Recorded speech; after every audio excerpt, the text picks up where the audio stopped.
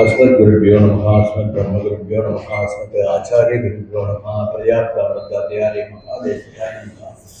गुरुनाथं षष्ठपारिजातं श्रीवेङ्कटवरदराजयाय कृपैकपात्रं तत्त्वं सुखं पण्डितराजमान्यं धर्मस्वरूपाय करुणासागरं वन्दे श्रियपर्याप्तामृताचार्य गुरुमाश्रयामः। नमस्ते। श्रीमान् वेङ्कटनाथार्य कवितार्किककेसरी वेदान्ताचार्यवर्यो मे सन्निधत्तां सदाहृदि रामानुजदयापात्रं ज्ञानवैराग्यभूषणं श्रीमद्वेङ्कटनाथार्यं वन्दे वेदान्तदेशिकं लक्ष्मीनाथसमारम्भां नादयामनमध्यमाम् अस्मत् आचार्यपर्यन्तां वन्दे गुरुपरम्परां यो नित्यमच्युतपदाम्बुजयुग्मरुक्मव्यामोदघस्ततितृणानि तृणाय मेने अस्मद्गुरोर्भगवतोस्य दयैकसिन्धोः रामानुजस्य चरणौ चरणं प्रपद्ये।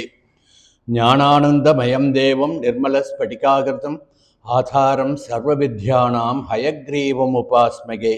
दिशन्तु मे देव सदा त्वदीयाः दयातरङ्गानुचरा कटाक्षाः श्रोत्रेषु पुंसाम् अमृतं क्षरन्तीं सरस्वतीं संस्कृतकामधेनुं यस्याभवद्भक्तजनार्तिहन्तु पितृत्वम् अन्येषु अभिचार्यतूर्णं स्तम्भे अवतारतम् अनन्यलभ्यं लक्ष्मीनृसिंहं शरणं प्रपद्ये।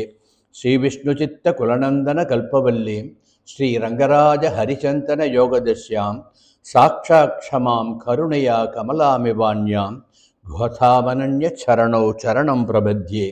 அன்னவயல் புதுவை ஆண்டாள் அரங்கற்கு பண்ணு திருப்பாவை பல்வதிகம் இன்னிசையால் பாடிக் கொடுத்தால் நற்பாமாலை பூமாலை சூடிக் கொடுத்தாலை சொல்லு. சூடிக் கொடுத்த சுடர்கொடியே தொல்பாவை பாடி அருளவல்ல பல்வலையாய் நாடி நீ வேங்கடவர்க்கு என்ன விதியென்ற இம்மாற்றம் நாம் கடவா வண்ணமே நல்கு. வெயர்புகழ் வில்லிபுத்தூர் ஆடிப்பூரம் மேன்மேலும் மிக விளங்கும் விஷ்ணு சித்தன் தூய திருமகளாய் வந்த அரங்கனார்க்கு துழாய் மாலை முடி சூடிக் கொடுத்த மாதே. நேயமுடன் திருப்பாவை பாட்டாரைந்தும் நீ உரைத்த தையொரு திங்கள் பாமாலை ஆயபுகழ் 143 அன்புடனே அடியேனுக்கருள் செய் நீயே. நமஸ்தே. திருப்பாவையினுடைய 21வது நாள் பாசுரம் இன்றைக்கு அனுபவிக்க இருக்கின்றோம். 3 பத்தாக பிரித்து ஒவ்வொரு பத்திலும் ஒவ்வொரு விதமாக ஆண்டாள் அனுபவித்ததில் இது 3வது பத்திலே முதல் பாசுரம் என்று இன்றைக்கு தொடங்குவோம்.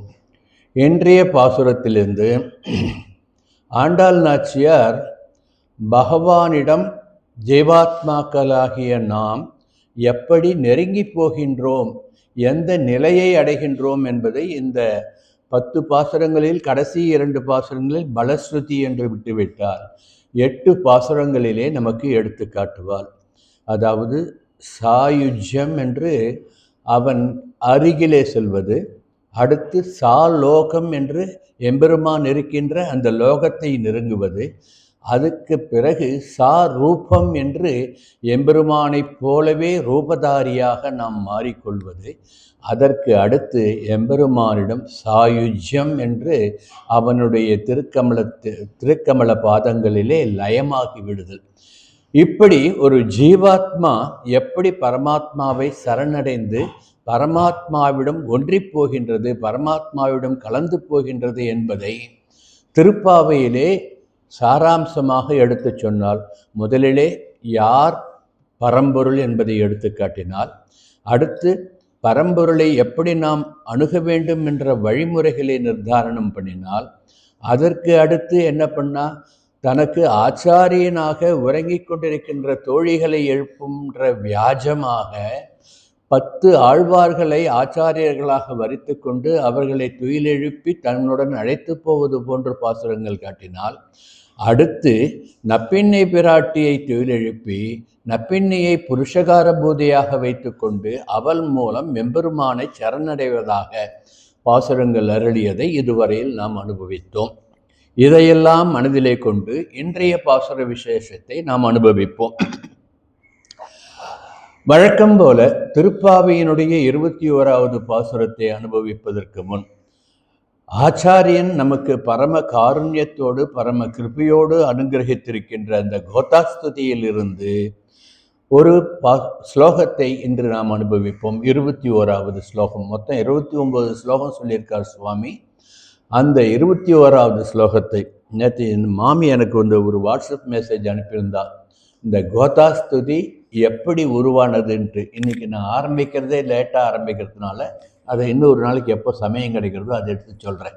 எப்படி இந்த திருப்பாவை முடியறதுக்குள்ள கோதாஸ்துதியை நமது ஆச்சாரிய சார்வபௌமன் எப்பொழுது எந்த நிலையில் அனுபவித்து நமக்கு கொடுத்தார் என்பதை இந்த சத்சங்கத்திலே விஞ்ஞாபனம் பண்ணுகின்றேன். இன்றைய 21வது ஸ்லோகமாக சுவாமி தேசிகனுடைய கோதாஸ்துதியிலிருந்து நாம் அனுபவிக்க இருக்கின்ற அந்த ஸ்லோகத்தை இப்பொழுது அனுசந்தானம் பண்ணுவோம். ரங்கேஸ்வரஸ்ய தவச பிரணயானுபந்தாத்து அந்யோன்யமால பரிவிருத்தி மபிஷ்டுவந்தா வாசாலயந்தி வசுதே ரசிகாஸ்திரவோகிம் நியூனாதிகத்வ சமதா விஷதைர் விவாதைகி என்பது இந்த 21வது ஸ்லோகம். இதில் சுவாமி கோதா பிராட்டியை பார்த்து, பூதேவியினுடைய அம்சமாக வந்துள்ள கோதா பிராட்டியே ரங்கேஸ்வரனுக்கும், அதாவது ஸ்ரீ ரங்கநாத பெருமாளுக்கும் உனக்கும் இருந்த அந்த அபரிமிதமான காதலின் தொடர்ச்சியாக உங்களுக்கு திருமணம் நடந்திருக்குமே, அந்த திருமணத்தின் பொழுது நீங்கள் மாலை மாற்றிக் கொண்டிருப்பீர்கள். நீ சுடி கொடுத்த மாலையைத்தானே அவன் தினமும் சுடிக்கொண்டான். இருந்தாலும் கல்யாண வைபோகத்திலே நீங்கள் மாலை மாற்றிக் கொண்டிருந்த பொழுது உன் பக்தர்களாகிய சிலர் உன் புகழை துதிப்பார்கள், எம்பெருமானுடைய பக்தர்களாகிய சிலர் எம்பெருமானே வசத்தி என்று அவன் புகழை சொல்லுவார்கள். இப்படி சிலர் உன்னை உயர்த்தியும் சிலர் எம்பெருமான் ஆகிய அந்த ரங்கேசனை உயர்த்தியும் சொல்லிக் கொண்டிருக்கின்றார்களே, ஆனால் நம்மை போன்ற சிலர் எங்களுக்கு தாயாரும் வேண்டும் பெருமாளும் வேண்டும் என்று நடுநிலையாக இருப்பார்களே, இப்படியெல்லாம் பேசுகின்றார்களே, அவர்கள் இப்படி ஆர்வத்தோடு அனுபவிப்பது அந்த சப்தம் திரிலோகங்களிலும் 3 உலகங்களிலும் எதிரொலிக்கின்றதே என்று அனுபவிக்கின்றார் சுவாமி நிகமாந்த மகாதேசி. எப்பேற்பட்டார் அனுபவம் பாருங்க. இந்த அனுபவத்தோடு நாம் இப்போ திருப்பாவைக்கு உள்ள போவோம். இன்றைய பாசுரம் ரொம்பவுமே விசேஷமான பாசுரம். இன்றைய பாசுரம் பேரருளாள பெருமாள் என்ற ஸ்ரீ வரதராஜ பெருமாளை நம் கண்முன்னே கொண்டு வந்து நிறுத்துவதாக நாம் அனுபவிப்போம். அது முதலே சொல்லிடுறேன். இன்னைக்கு நாம காஞ்சிபுரம் பேரருளாளனை மனதில் நினைச்சுண்டு அவனை சேவிப்போம். நேற்று 2 நாளாக ஸ்ரீனிவாசனை நினைச்சோம் இல்லையா, இன்னைக்கு வரதனை நினைத்து கொள்ளுவோம். இன்றைய பாசுரத்தை அனுசந்தானம் பண்ணுங்கள். ஏற்ற கலங்கள் எதிர்பொங்கி மீதளிப்ப மாற்றாதே பால் சொரியும் வல்லற் பெரும்பசுக்கள் ஆற்றப்படைத்தான் மகனே அறிவுராய் உற்றமுடையாய் பெரியாய் உலகினில் தோற்றமாய் நின்ற சுடரே துயிலழாய் மாற்றார் உனக்கு வழி துளைந்து உன் வாசற்கண் ஆற்றாது வந்து உன் அடிபணியுமா போலே போற்றியாம் வந்தோம் புகழ்ந்தேலோர் எம்பாவாய் என்பது இன்றைய பாசுரம். 21வது பாசுரம். வழக்கம் போல பாசுரத்துடைய பிரதிபதார்த்தத்தை அனுபவித்துவிட்டு அதில் இருக்கின்ற சுவாபதேசம் என்ற உள்ளுரை பொருள்கள், பிறகு அந்த சுவாபதேசத்தின் மூலம் நமக்கு ஆண்டாள் சொல்லுகின்ற தத்துவ ஞானங்களை எல்லாம் ஓரளவுக்குத்தான் அனுபவிக்க முடியும். இந்த குறுகிய காலத்தில் அதையும் அனுபவிப்போம் ஓரளவுக்கு. ஏற்ற கலங்கள் எதிர்பொங்கி மீதளிப்பை என்று பாசுரம் தொடங்குகின்றது. அதாவது தாம் சுரந்த பால் ஏந்திய குடங்கள் பொங்கி வழிகின்ற அளவிற்கு சமர்த்தியாக பால் சுரக்கின்ற வள்ளல் பெரும்பசுக்கள் என்பதை இங்கு ஏற்ற கலங்கள். அந்த கலங்கள்னா பாத்திரங்கள், எந்த பாத்திரம் வைக்கிறோமோ அது நிறையும்படி பால் பொங்கி வழிகின்றதே. மாற்றாதே பால் சொரியும் வள்ளல் பெரும்பசுக்கள். மாற்றாது பால்னா வள்ளலை போன்ற பசுக்கள், பசுக்கள் பெரும் பசுக்கள், வள்ளல் பெரும்பசுக்கள், மாற்றாதே பால் சொரியும் வள்ளல் பெரும்பசுக்கள், ஏமாற்றாதே பால் சொரியும் வள்ளல் பெரும்பசுக்கள் என்று இதை நாம் அனுபவிக்க வேண்டும். இப்படி அந்த கோகுலத்திலே பசுக்களுடைய வலமையை ஆண்டாள் நாச்சியார் இந்த 2வது வரியிலே சொல்லுகின்றாள். ஆற்றப்படைத்தான் மகனே அறிவுராய் என்று அடுத்த வரியிலே சொல்லுகின்றாள். தூக்கக்கலத்தில் தூங்கி வழியாதே எழுந்து வா என்று, தூக்க கலக்கத்திலிருந்து விழித்து வா என்று, அஞ்ஞான இருளிலிருந்து விழித்து வா என்று கூப்பிடுகின்றாள் என்று நாம் அனுபவிக்க வேண்டும். எதற்கு எழுந்து வர சொல்றா? ஊற்றமுடையாய் பெரியாய். இந்த கிருஷ்ணன் யாரு? வலிமை மிக்கவன், கருணை மிக்கவன், வலிமையும் கருணையும் ஒரு சேர உடைய பெரியவன், பெரிதுக்கும் பெரிதானவன், அவனை அனுபவிப்பதற்காக எழுந்து வா என்று அழைக்கின்றாள். உலகினில் தோற்றமாய் நின்ற சுடரே, மிக்க வலிமை வாய்ந்தவனே, பூமியில் அவதாரம் எடுத்து ஒளிமிக்க வடிவம் கொண்டவனே. இந்த ஒரு வரியில தான் நான் முதலியே சொன்னது வரை தோற்றமாய் நின்ற சுடர் எம்பெருமான் பேரருளாள பெருமானாகிய அந்த வரதன் என்று நாம் நினைத்து கொள்ள வேண்டும். இந்த ஒரு வரியில இதுக்கு விளக்கம் பின்னால பார்ப்போம். இப்படி தோற்றமாய் நின்ற சுடரே என்று அந்த வரதனை நினைத்து பாடினாலோ என்று நாம் அனுபவிக்க வேண்டும். துயிலழாய், ஆகவே இப்படி பரந்தாமனுடைய புகழை பாடுவதற்காக விழித்து எழுந்து வருவாயாக என்று அழைப்பதாக. எப்படி பார்க்கணும்? எப்பேற்பட்ட நிலைமையை நம்ம பார்க்கணும்? மாற்றாறு உனக்கு வழி தொலைந்து உன் வாசற்கண் ஆற்றாது வந்து உன் அடிபணியுமா போலே. உன்னுடைய வலிமையை கண்ட மாத்திரத்திலேயே தங்கள் வலிமையை இழந்துவிட்ட அந்த எதிரிகள் எல்லாம் எம்பெருமானுடைய திருவடியிலே வந்து சரணாகதி பண்ணுகின்றார்களே, அதை நாம் பார்க்க வேண்டாமா? எழுந்து வா தோழி என்கின்றாள். சரி, நாம் எப்படி போகணும்? போற்றி யாம் வந்தோம். நாம் அவனுடைய பெருமையை போற்றுவோம், அவனுடைய புகழை பாடுவோம். எம்பாவாய் என்று வழக்கம் போல ஏல்வோர் எம்பாவாய், இதையெல்லாம் தெரிந்து கொண்டு உணர்ந்து கொண்டு எழுந்து வருவாயாக தோழியே என்று அழைப்பதாக பாசுரத்தினுடைய வெளிப்படையான அர்த்தம்.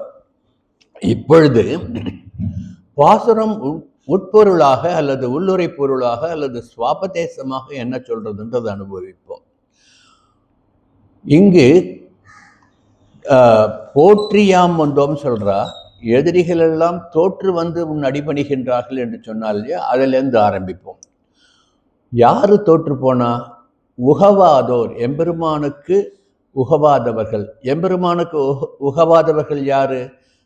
நம்ம போன்ற பாகவதர்களுக்கு உகவாதவர்கள், அடியவர்களை எதிர்க்கின்றவர்கள், அடியவர்களுக்கு துன்பம் பண்ணுகின்றவர்கள், அவர்களை எம்பெருமான் தன் எதிரியாக நினைத்து கொண்டான். ஆகவே அந்த எதிரிகள் எம்பெருமானே உன் அம்பிற்கு தோற்று போனார்கள், உன் அம்பிற்கு தோற்று போனவர்கள் அந்த எதிரிகள்.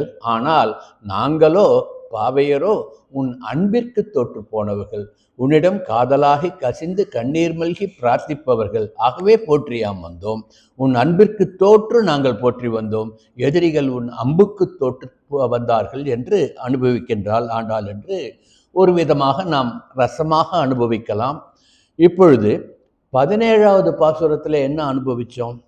நந்தகோபனுடைய, அதாவது கண்ணனுடைய திருத்தகப்பனாருடையதும் எம்பெருமான் நந்தகோபாலனாக அவனுடைய பெருமையையும் அறம் செய்கின்ற வளமையையும் சொன்னாள்.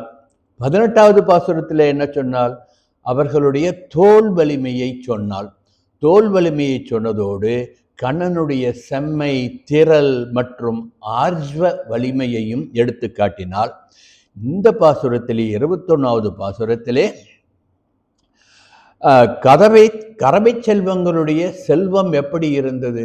கறக்க கறக்க பால் சுரந்து கொண்டே இருக்கின்ற வள்ளல் பெரும்பசுக்கள், கொள்வதற்கு களம்தான் கிடையாதே தவிர ஏற்றுக்கொள்ளுகின்ற பால் சுரந்து கொண்டே இருக்கின்றது என்று உணர்த்தி கிருஷ்ண ஸ்பர்சத்தினால் அந்த பசுக்கள் பெரும்பசுக்களாகி, பெரும்பசுக்கள் வள்ளற் பெரும்பசுக்களாகி, அந்த வள்ளற் பெரும்பசுக்கள் குடம் நிறைக்கும் வள்ளல் பெரும்பசுக்களாகி, அந்த பசும்பசுக்கள் மாற்றாதே பால் சொரியும் வள்ளல் பெரும்பசுக்களாகி, அந்த பெரும்பசுக்கள் ஏமாற்றாது பால் கறக்கின்ற வள்ளல் பெரும்பசுக்கள் என்று அற்புதமாக நமக்கு அனுபவிக்க கொடுக்கின்றாள் இந்த பாசுரத்திலே. இப்படி கண்ணனுடைய பெருமையை, கண்ணனுடைய தகப்பனாருடைய பெருமையை, அவர்களுடைய வலிமையை, அவர்களுடைய செல்வத்தை என்று இந்த பாசுரங்களில் தொடர்ந்து 17வது பாசுரத்திலிருந்து இந்த பாசுரம் வரையில் பலவிதமாக நமக்கு எடுத்துச் செல்கின்றாள். இப்போ தோற்றமாய் நின்ற சுடரேன்னு சொன்னால் இல்லையா, அது எப்படி சுடரானா நம்பெருமான்? பிரம்மதேவன் பண்ண அந்த யஜ்ஞத்திலே ரிக்வித்துகளால், வேதம் போத வல்லவர்களால் அக்னியில் யாகம் பண்ணின பொழுது அந்த அக்னியிலே சுடராக தோன்றினான் வரதன் என்பது நமக்கு எல்லாருக்கும் தெரியும். ஆகவே அந்த அக்னியில் தோன்றிய அந்த சுடரை, ஞான சுடரை தோற்றமாய் நின்ற சுடரே என்று தேவாதிராஜனுடைய பெருமையை மங்களாசாசனம் பண்ணுவதாக இந்த பாசுரத்தை நமக்கு அருளி இருக்கின்றால் அத்திகிரி அருளாள பெருமாள் அல்லவா அவன். அவனுடைய மகாமியத்தை நாம் உடனே நினைத்து பார்க்க வேண்டும். இதை எப்படி நினைக்கணும்? நம்ம ஆச்சாரியர் நமக்கு கொடுத்திருக்கின்ற ஸ்ரீ சுக்தி வாயிலாக அத்திகிரி மகாமியத்தை நாம் அனுபவிப்போம். வரதராஜ பஞ்சாசத் என்று அற்புதமாக ஸ்லோகங்கள் கொடுத்திருக்கின்றார் ஆச்சாரிய சார்வபௌமன். அந்த அத்திகிரி மகாமியமாகிய அந்த வரதராஜ பஞ்சாசத்திலே 7வது ஸ்லோகத்திலே சுவாமி நிகமாந்த மகாதேசிகன் அருளி இருக்கின்ற ஒரு ஸ்தோத்திரம். அது ஒவ்வொரு ஸ்லோகமுமே அனுபவிக்க அல்ல குறையாமல் எம்பெருமானுடைய புகழை சொல்லும். இருந்தாலும் இந்த பாசுரத்திற்கு ஏற்ற வகையில் ஒரு ஸ்லோகத்தை அனுபவிப்போம். 7வது ஸ்லோகம். யம் சக்ஷுக்ஷாம விஷயம் ஹயமேதயஜ்வா திராஹி யசா சுச்சரித்தே நததர்ச வேதாக தம் துவாம் கரீச கருணா பரிணாமதஸ்தே பூதானி ஹந்த நிகிலானி நிசாமயந்தி என்பது வரதராஜ பஞ்சாசத்திலே 7வது ஸ்லோகம். அதாவது எம்பெருமானை பார்த்து, இதனுடைய அர்த்தத்தை சொல்கிறேன். எம்பெருமானை பார்த்து பேரொருளாள பெருமாளே, கண்களுக்கு புலனாகாதவன் என்று ஓதப்பட்ட உனது திருமேனியை சாதாரணமான மக்களும், அது மனிதராக இருந்தாலும் சரி அல்லது 5 அறிவு படைத்த மிருகங்களாகவும் இருந்தாலும் சரி, நீ கொடுத்த அந்த கண்களினால் பார்க்கக்கூடிய வகையில் அஸ்வமேத யாகம் செய்து கடுமையான தவங்கள் செய்து அந்த ரிஷிகளும் முனிவர்களும் எப்படி உன்னை காண முடியாமல் தவிக்கின்றார்களோ, அந்த தவிப்பை விட எளிதாக எல்லோரும் என்னுடைய திவ்ய சொரூபத்தை பாருங்கள் என்று ஆவிர்பவித்தாய் அல்லவா. நீ உயர்ந்தவர் தாழ்ந்தவர் என்று யாருக்காவது மறைக்கின்றாயா? எல்லோரும் கண்டு இன்புறுகின்ற வண்ணமாக நீ அவதாரம் பண்ணி சகல பிராணிகளும் அனுபவிக்கும், பிராணி என்ற பொழுது நம்மையும் சேர்த்து மனிதர்களையும் சேர்த்து அனுபவிக்கும்படி நீ இங்கு கரிகிரி மேல் காஞ்சிபுரத்திலே மலை மேலே காஞ்சிபுரத்தில் திருமலை என்று தான் காஞ்சிபுரத்தையும் பெரியவா சொல்லுவா, கரிகிரின்னு சொல்லுவா. கரிகிரி மேல் அவதாரம் பண்ணி எங்களுக்கு அர்ச்சாரூபத்திலே காட்சி கொடுக்கின்றாயே என்று ஸ்ரீ நிகமாந்த மகாதேசிகன் எம்பெருமானுடைய கருணையின் உச்சத்தை நமக்கு இந்த ஸ்லோகத்திலே எடுத்து காட்டுகின்றார். இந்த வகையிலே இந்த ஸ்லோகத்தில் தோற்றமாய் நின்ற சுடர் என்ற ஒரு வார்த்தைக்காக இந்த ஸ்லோகத்தை இங்கு நாம் அனுசந்தானம் பண்ணுகின்றோம். வழக்கம் போல இந்த வரதராஜ பஞ்சாசத் முழுவதுமே தமிழிலே அடியனுக்கு தெரிந்த ஒரு சின்ன தமிழிலே தமிழாக்கம் பண்ணியிருக்கேன். இந்த ஸ்லோகத்தினுடைய தமிழாக்கத்தை சொல்லுகின்றேன். எளிய தமிழாகத்தான் இருக்கும், அனுபவித்துக் கொள்ளுங்கள். அறிவினன் அளவினன் கரந்தெங்கும் பறந்தவன், அரி அவன் அயனவன் நெருப்பில் நின்றவன், பரிவுடன் பயந்தனன் படைப்புயிர் காண்டிட வரம் தரு வரதனாய் திகைத்திட நின்றனன். நாம் எல்லாரும் பார்த்து அனுபவிப்பதற்காக வரம் தரும் வரதனாக நின்றான் என்று அடியேனுடைய அனுபவம் இந்த ஸ்லோகத்தில் தமிழ்படுத்தியது. இதையும் இங்கு சொல்லிக்கிறேன். இப்படி எம்பெருமானுடைய சௌலபியம் என்ற எளிமை எப்படி இருந்தது? பாம்பனை மேல் பள்ளி கொண்டிருந்த அந்த பார்க்கடலில் அரிதுயில் கொண்டிருந்த அந்த மாயன் எல்லாவற்றையும் அங்கே வைத்துவிட்டு இங்கே இந்த பூ உலகத்திலே கோகுலத்திலே கிருஷ்ணனாக அவதாரம் பண்ணான்ட்டு கீழ்ப்பாசுரங்கள் அனுபவிச்சோம் இல்லையா? அதுதான் எம்பெருமானுடைய சௌலபியம். கிருஷ்ணனுடைய அவதார ரகசியத்தை கீழ்ப்பாசுரங்களிலே நாம் அனுபவித்ததையெல்லாம் அப்படியே மனதில் நினைச்சுக்கோங்க. அதை நினைத்து கொண்டு இந்த பாசுரத்தை அனுபவித்தோம் என்றால் உலகினில் தோற்றமாய் நின்ற அந்த சுடர் தேவாதிராஜனாகிய அந்த பேரருளாள பெருமான் என்று அந்த பெருமாளை நமஸ்காரம் பண்ணி வந்தனம் பண்ணி அவனிடம் சரணாகதி பண்ணுவோம். இப்படி இந்த பாசுரத்திற்கு நாம் ஒரு சிறிய முன்னுரை போன்று அவதாரிகை போன்று இதெல்லாம் நினைச்சு பார்த்துக்கணும். குத்து விளக்கெரிய என்ற பாசுரத்திலே ஒரு தத்துவத்தை அனுபவித்தோம். நாம் என்ன தத்துவம் அனுபவித்தோம்? தத்வம். தத் என்றால் அவன், துவம் என்றால் நீ. அவன் நீ என்று சொன்னால் பெருமாளும் பிராட்டியும் திவ்ய மிதுனங்கள், இரட்டைகள், திவ்ய இரட்டைகள், இவர்களை பிரிக்க முடியாது என்று ஒரு விதமாக அர்த்தம் அனுபவித்தோம் அல்லவா? இப்போ இதுவே மாயாவாத பேச்சில் வேற விதமா சொல்லுவா. நீ தான் நான் தான் நீன்ட்டு அவ எல்லாமே சொல்றது. அதை விட்டுடுங்க. தத்துவம் என்பது இங்கு தத்துவம் அசி என்பது பெருமானும் பிராட்டியும் திவ்ய மிதுனங்கள் என்று நான் கீழ்ப்பாசுரத்திலே அனுபவித்ததை இங்கு நான் அனுபவித்துக் கொண்டு அந்த பாசுரத்திலே என்ன சொன்னோம்? அந்த மிதுனங்கள் துவயமகா மந்திரத்தை நமக்கு ஸ்வரூப ரூபமாக காட்டுகின்றார்கள் என்று அனுபவித்தோம். ஞாபகம் இருக்கா?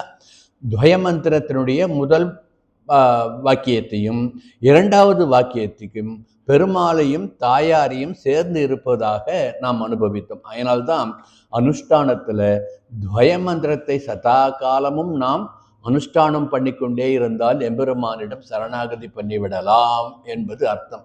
நாமளும் துவயம் தினமும் அனுபவிக்கிறோம். என்ன அனுபவிக்கிறோம்? துவயம், காஃபி, டீன்ட்டு துவயம். துவயம்னா ரெண்டு. என்ன, பாலும் டிகாஷன் சேர்ந்ததை நம்ம அனுபவிச்சுட்டு இருக்கோம். அதை அனுபவிக்கிறத விட துவயம் திவ்ய மிதனங்களாகிய அந்த தாயாரையும் பெருமாளையும் நினைத்து அனுபவிங்கள், இந்த துவயத்தை அனுபவிப்பது போல. அதனால்தான் நமக்கு பெரியவா என்ன சொல்லுவா, சரணாகதி பண்ணுவதற்கு அனுஷ்டான மந்திரம் எது என்று சொன்னால் துவயமகா மந்திரம். ஸ்ரீமன் நாராயண சரணவ் சரணம் பிரபந்தே.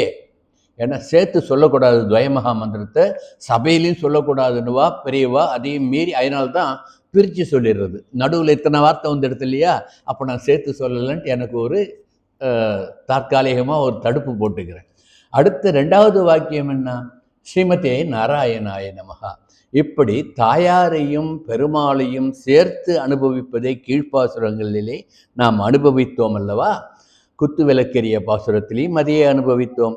இந்த பாசுரத்திலையும் துவயமகா மந்திரத்தை முதல் பாகமும் அடுத்த பாகமும் விளக்குகின்றது என்பது சுவாபதேச அர்த்தத்திலே அனுபவிப்போம். ஆக துவயமகா மந்திரத்தை ஒவ்வொரு பாசுரத்திலும் ஏதாவது ஒரு வகையிலே நாம் சேர்த்து சேர்த்து அனுபவிக்கலாம் என்பதுதான் திருப்பாவையினுடைய ஏற்றம். இப்படி இந்த பாசுரத்துக்கு இன்னொரு ஏற்றம் என்னன்னா, இதுவரையில் தோழிகளை எழுப்பினால், ஆச்சாரியர்களை எழுப்பினார், ஆழ்வார்களை எழுப்பினார் ஆச்சாரிய புருஷர்களாக. பிறகு கண்ணனை எழுப்பினால், நந்தகோபாலனை எழுப்பினார், பலராமனை எழுப்பினால் எழுந்து வரவில்லை. நப்பின்னையை எழுப்பினால் அப்பொழுதும் நீயா நானா என்று போட்டி போட்டுக்கொண்டு அவர்கள் எழுந்து வராமல் இருந்தால், அடுத்து நேற்று பாசரத்திலே வந்து திறவாய் மகிழ்ந்தேலோர் எம்பாவாய் என்று கதவை திறக்கின்ற நிலைமைக்கு அருகிலே வந்து விட்டாள் சாமீபியம். இந்த பாசுரத்திலே என்ன சொல்ல வராள்னா, கதவை திறந்து கொண்டு வந்த நப்பின்னை இந்த பாவியர் கோஷ்டியோடு சேர்ந்து கொண்டு, ஆண்டாளோடு சேர்ந்து கொண்டு எம்பெருமானை பிரார்த்திக்கின்றாள். எம்பெருமானே, என் தோழிகள் இவர்கள், என் குழந்தைகள் இவர்கள் வந்துவிட்டார்கள், இவருக்கு நீ அனுகிரகம் பண்ண வேண்டும் கண்ணா, எழுந்து வாராய் என்று அந்த நீலாதேவியாகிய நப்பின்னையும் ஆண்டாளுடன் சேர்ந்து பிரார்த்திப்பதாக சொன்னதனால், உலகினில் தோற்றமாய் நின்ற சுடரே துயிலழாய் என்று ஆண்டாள் மேலும் மங்களாசாசனம் பண்ணுகின்றாள் கண்ணனை. இப்போ அடுத்த பாசுரங்கள்லாம் அனுபவிக்கும் பொழுது கண்ணன் எழுந்து வருவான். அந்த நடையழகையெல்லாம் அடுத்த பாசுரங்களிலே அனுபவிப்போம். இப்படி ஓரளவுக்கு அவதாரிகை போன்று இந்த பாசுரம் என்ன சொல்ல வருகின்றது என்பதை மனசிலே வாங்கிட்டோம். இப்போ சுவாபதேசங்களை ஒவ்வொரு வரியாக பார்த்து அனுபவிப்போம். ஏற்ற கலங்கள் எதிர்பொங்கி மீதளிப்ப. பாருங்க, பசுமாடு போறது, பசுமாடு தானே, காலமாடா, பசுமாடு போறது பாருங்க. ஏற்ற கலங்கள் எதிர்பொங்கி மீதளிப்பு பாருங்க, தத்ரூபமா வந்துடுது பாருங்க. அதுதான் அனுபவம். நாம கூட்டமா அந்த பசுவை எம்பெருமான் கூட்டுன்னு வந்து நிறுத்துறாரு பாருங்க. நீ பாசுரத்துல இதை பாருங்க, வாசல்ல கோமாதா நிற்கின்றா, கோதாஸ்துதியை கேட்கறதுக்கு நிற்கின்றான்னு நாம் அனுபவிக்கணும். உள்ளவாடாகண்ணா, உள்ளவாடிம்மா, அதுக்கு ஒரு வாழைப்பழம் எடுத்து கொடுங்க சார். எப்படி நிற்கிறா பாருங்க. ஏற்ற கலங்கள் எதிர்பொங்கி மீதளிப்பு. இதுதான் அனுபவம். பிரத்யக்ஷம் என்பது இதுதான். எம்பெருமானை நாம் மனசுல நினைச்சோம்னா எம்பெருமான் நமக்கு ஓடி ஓடி வருவான்.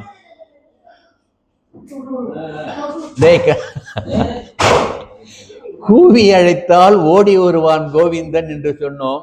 நாம் கூவாமலே ஓடி வந்து விட்டால் இந்த கோத்தா என்று நாம் அனுபவிப்போம். ஏற்ற கலங்கள் எதிர்பொங்கி மீதளிப்ப.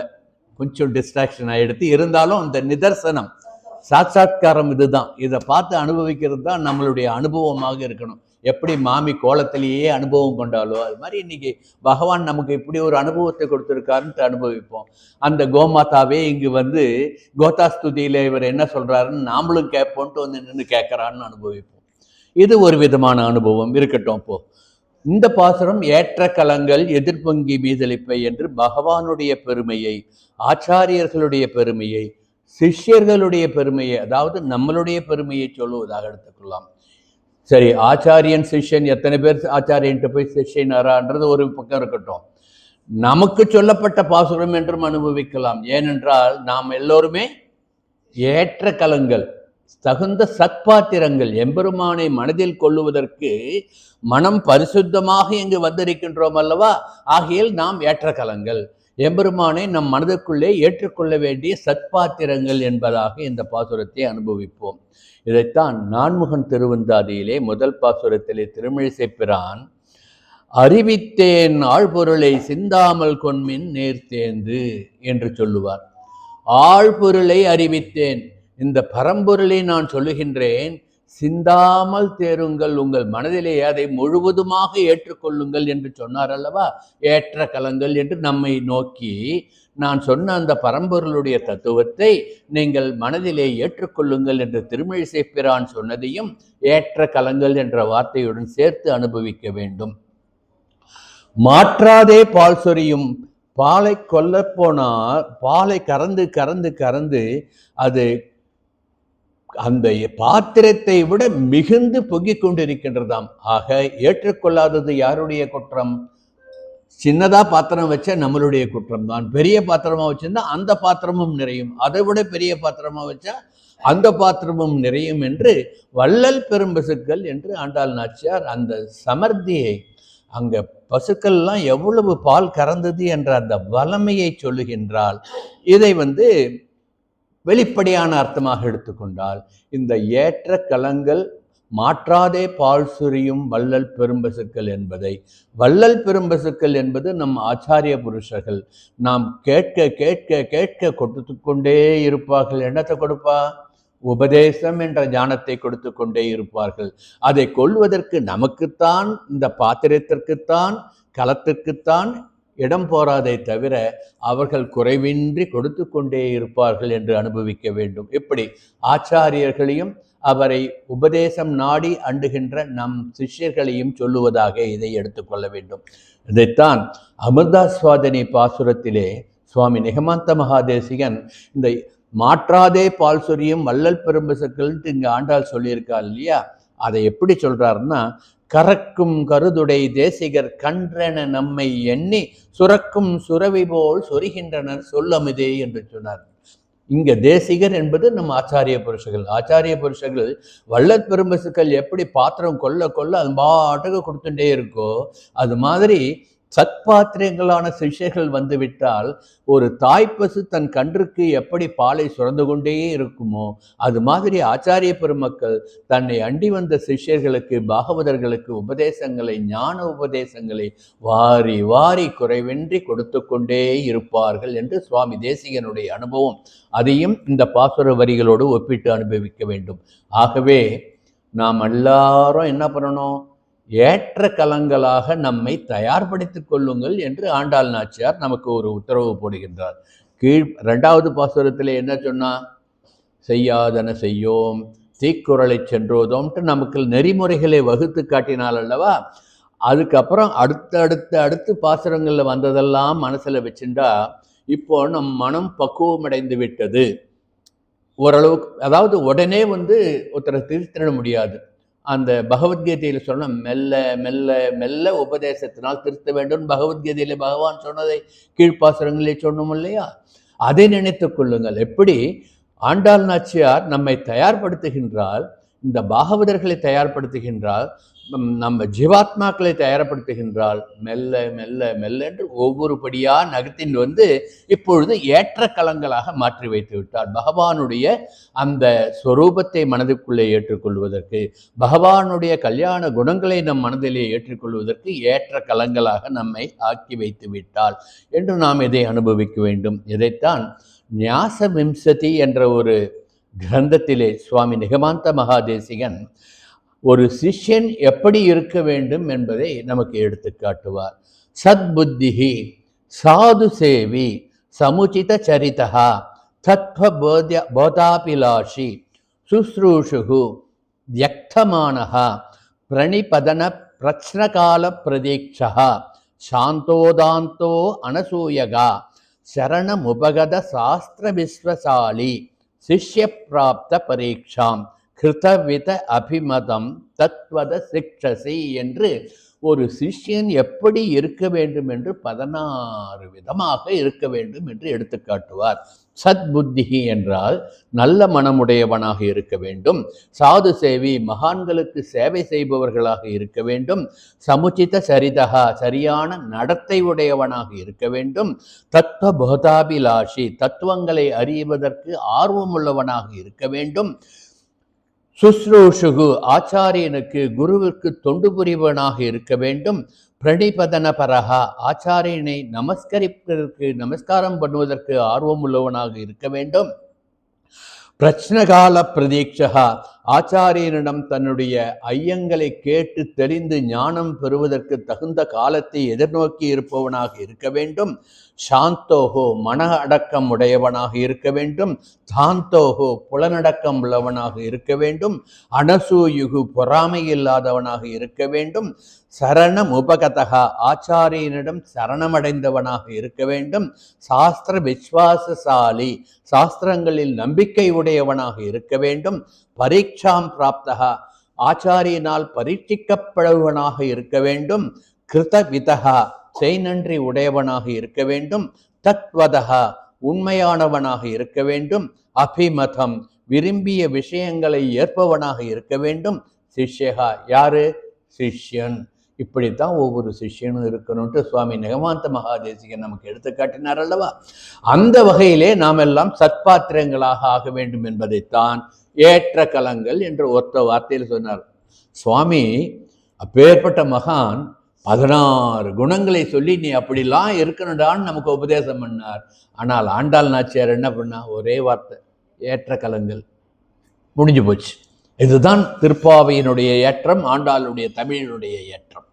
ஒற்றை வேதங்களும் உபனிஷத்துக்களும் ஆச்சாரிய ஸ்ரீசக்திகளும் பலவாறு நமக்கு உபதேசம் பண்ணுவதை ஆங்காங்கே 1-2 வார்த்தைகளிலே சொல்லி நமக்கு அறிவுறுத்தி விடுவாள் கோதாநாச்சியார் என்று நாம் அனுபவிக்க வேண்டும். ஏற்ற கலங்கள், இத்தனை சிஷ்ய லட்சணமும் ஏற்ற கலங்கள் என்ற அந்த வார்த்தையிலே அடங்கி போய் விடுகின்றது.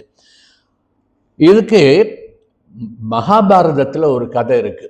மாற்றாதே பால் சொரியும் வள்ளல் பெரும்பசுக்குன்றதுக்கு பெரிய வியாக்கியானம் பண்ணலாம். இருந்தாலும் ஒரு சின்ன கதையை சொல்லிட்டு அந்த கதை மூலம் ஒரு சிஷ்யன் எப்படி இருக்கணும், மாற்றாதே பால் சொரியும் வள்ளல் பெரும்பசுக்களாகிய அந்த ஆச்சாரியனுடைய வார்த்தைகளை மாற்றாது இருக்க வேண்டும். ஆச்சாரியர் நமக்கு என்ன காட்டி கொடுத்தாரோ அந்த வழியில் கடைபிடிக்க வேண்டும். ஆச்சாரியனுடைய அனுகிரகம், ஆச்சாரியனுடைய வாக்குகளே எனக்கு வேதம் என்று எடுத்துக்கொள்ள வேண்டும் என்பதை மகாபாரதத்திலே ஆதி பர்வதத்திலே ஒரு சிறு கதையாக சொல்லியிருக்கும். அந்த கதையை இங்கு விண்ணப்பம் பண்ணுகின்றேன். உபமன்யு என்று ஒரு சிஷ்யன், அவன் தௌமியர் என்ற ஒரு ரிஷியிடம் போய், அந்த ஆச்சாரியனிடம் போய் தனக்கு உபதேசம் வேண்டும் என்று கேட்டான். பாத்திரம் அடிந்து பிச்சையிடுன்னு சொல்லுவா இல்லையா? அப்படின்னா இந்த பிச்சை கிடையாது, பிட்சை, ஞானமாகிய பிட்சையை கொடுக்க வேண்டும். அது எந்த பாத்திரத்தை பார்த்து கொடுக்க வேண்டும்? ஏற்ற கலமாக இருந்தால் கொடுக்க வேண்டும். இப்போ இந்த தௌமியர் என்ன பண்ணார்? இவன் அவரை சரணடைந்து தன்னை சிஷ்யனாக ஏற்றுக்கொண்டு எனக்கு உபதேசம் பண்ணுங்கள் என்று கேட்டனே, கொஞ்சம் கறவை மாடுகளை அவனிடம் கொடுத்து இந்த மாடுகளை போய் மேய்த்து கொண்டு வா என்று அனுப்பிவிட்டார். ஒன்றும் உபதேசம் பண்ணல, மாடு மேய்க்க அனுப்பிட்டாரான். அவனும் ஆச்சாரியன் சொல்லை மீறாமல் மாடு மேய்க்க போனான்.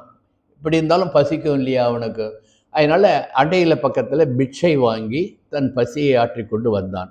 இவன் வாடாமல் திரும்பி வந்ததை பார்த்து எங்கு சாப்பிட்டாய் என்று கேட்டாராம் ஆச்சாரியன். பிட்சை வாங்கி அமுது பண்ணேன் என்று சொன்னான். பிட்சை வாங்கக்கூடாது, அமுது பண்ணக்கூடாதுன்னா சரி அப்படியே என்று மறுநாள் காட்டுக்கு மாட்டை ஓட்டின்னு போகிறான். அப்போது இவன் பிட்சை வாங்க போகவில்லை. என்ன பண்ணுறான்? கன்றுகள் எல்லாம் பால் குடித்து முடிந்த உடனே அந்த மடியிலே நுரையாக இருக்கும். பார்த்துருக்கீங்களா? பசுமாடு கண்ணு ஊட்டி பால் ஊட்டின உடனே இப்படி நுரை தள்ளி இருக்கும் இல்லையா, அந்த நுரையை சாப்பிட்டு தன் பசியாற்றி கொண்டானாம். அன்றும் அவன் வாடாமல் வந்ததை பார்த்த ஆச்சாரியன், இன்னைக்கு என்ன சாப்பிட்ட? அந்த நுரையெல்லாம் சாப்பிட்டேன், அதையும் சாப்பிடக்கூடாதுன்ட்டாராம். சரி, அப்புறம் இது நடக்கிறது கொஞ்ச நாள் ஆச்சு. எப்படி அடுத்த நாள் போகும் பொழுது காட்டுக்கு போகிறான், பசிக்கிறது, என்ன பண்ணுறது, கள்ளிச்செடியெல்லாம் இருந்தது இல்லையா, அந்த கள்ளிச்செடியை ஒடித்து அந்த பாலை அருந்தினானாம். அப்பொழுது கள்ளிப்பால் பட்டு கண் குருடா போயிடுறது அவளுக்கு. அப்போ மாடு சாயங்காலம் திருப்பி ஓட்டிட்டு வரும்போது ஒரு பாழடைந்த கிணறு வழியிலிருந்து, கண் தெரியலையே, அதில் விழுந்து போயிட்டானாம். மாடுகள் மட்டும் சௌக்கியமாக திரும்பி வந்துடுத்து நல்லா புஷ்டியாக மேய்ஞ்சிட்டு வந்திருக்கு. ஆனால் சிஷ்யனை காணவில்லையே என்ற ஆதூரத்திலே ஆச்சாரியன் சிஷ்யனை தேடி போனாராம். தேடி போகின்ற பொழுது வழியிலே அந்த சிஷ்யனை தௌமியர் என்ற அந்த ஆச்சாரியர் உபமன்யு உபமன்யு என்று குரல் கொடுத்து கொண்டே போனபோது அந்த கிணற்றிலிருந்து ஆச்சாரியன் குரலை கேட்டுட்டு இவன் குரல் கொடுக்க பார்க்கின்றால் கிணற்றிலே கிடக்கின்றான். அவனை எடுத்து எப்படிடா கிணத்துல விழுந்தன்னா, பசியை தாங்க முடியல எனக்கு, ஆச்சாரியன் பால் கூட சாப்பிடக்கூடாதுன்னு சொல்லிட்டீங்க, பிட்சையும் எடுக்கக்கூடாதுன்னு சொல்லிட்டீங்க, அதனால் வேறு வழி இல்லாமல் கள்ளிப்பாலை சாப்பிட்டேன். அப்பொழுது கள்ளிப்பால் என் கண்ணில் பட்டு கண்ணு குருடாய் எடுத்து தெரியாமல் உழுந்துட்டேன் நானும். உடனே அஸ்வினி தேவர்களை பிரார்த்தித்து அவனுக்கு திருஷ்டியை கொடுக்கின்றார் ஆச்சாரியன்.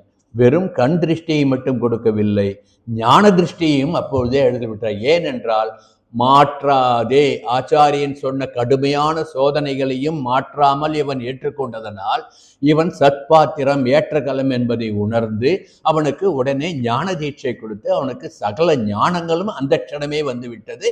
அஸ்வினி தேவர்களுடைய அருளால் அவனுக்கு கண் பார்வையும் கிடைத்து விட்டது என்று ஆச்சாரியனுடைய பிரபாவத்தையும் ஒரு சிஷ்யன் எப்படி இருக்க வேண்டும் என்ற நிலைமையையும் மகாபாரதத்திலே இந்த ஆதிபர்வத கதை சொல்லுவதைத்தான் ஆண்டாள் நாச்சியார் இங்கு ஏற்ற கலங்கள் என்று சொல்லி இருக்கின்றாள் என்று நாம் அனுபவிக்க வேண்டும்.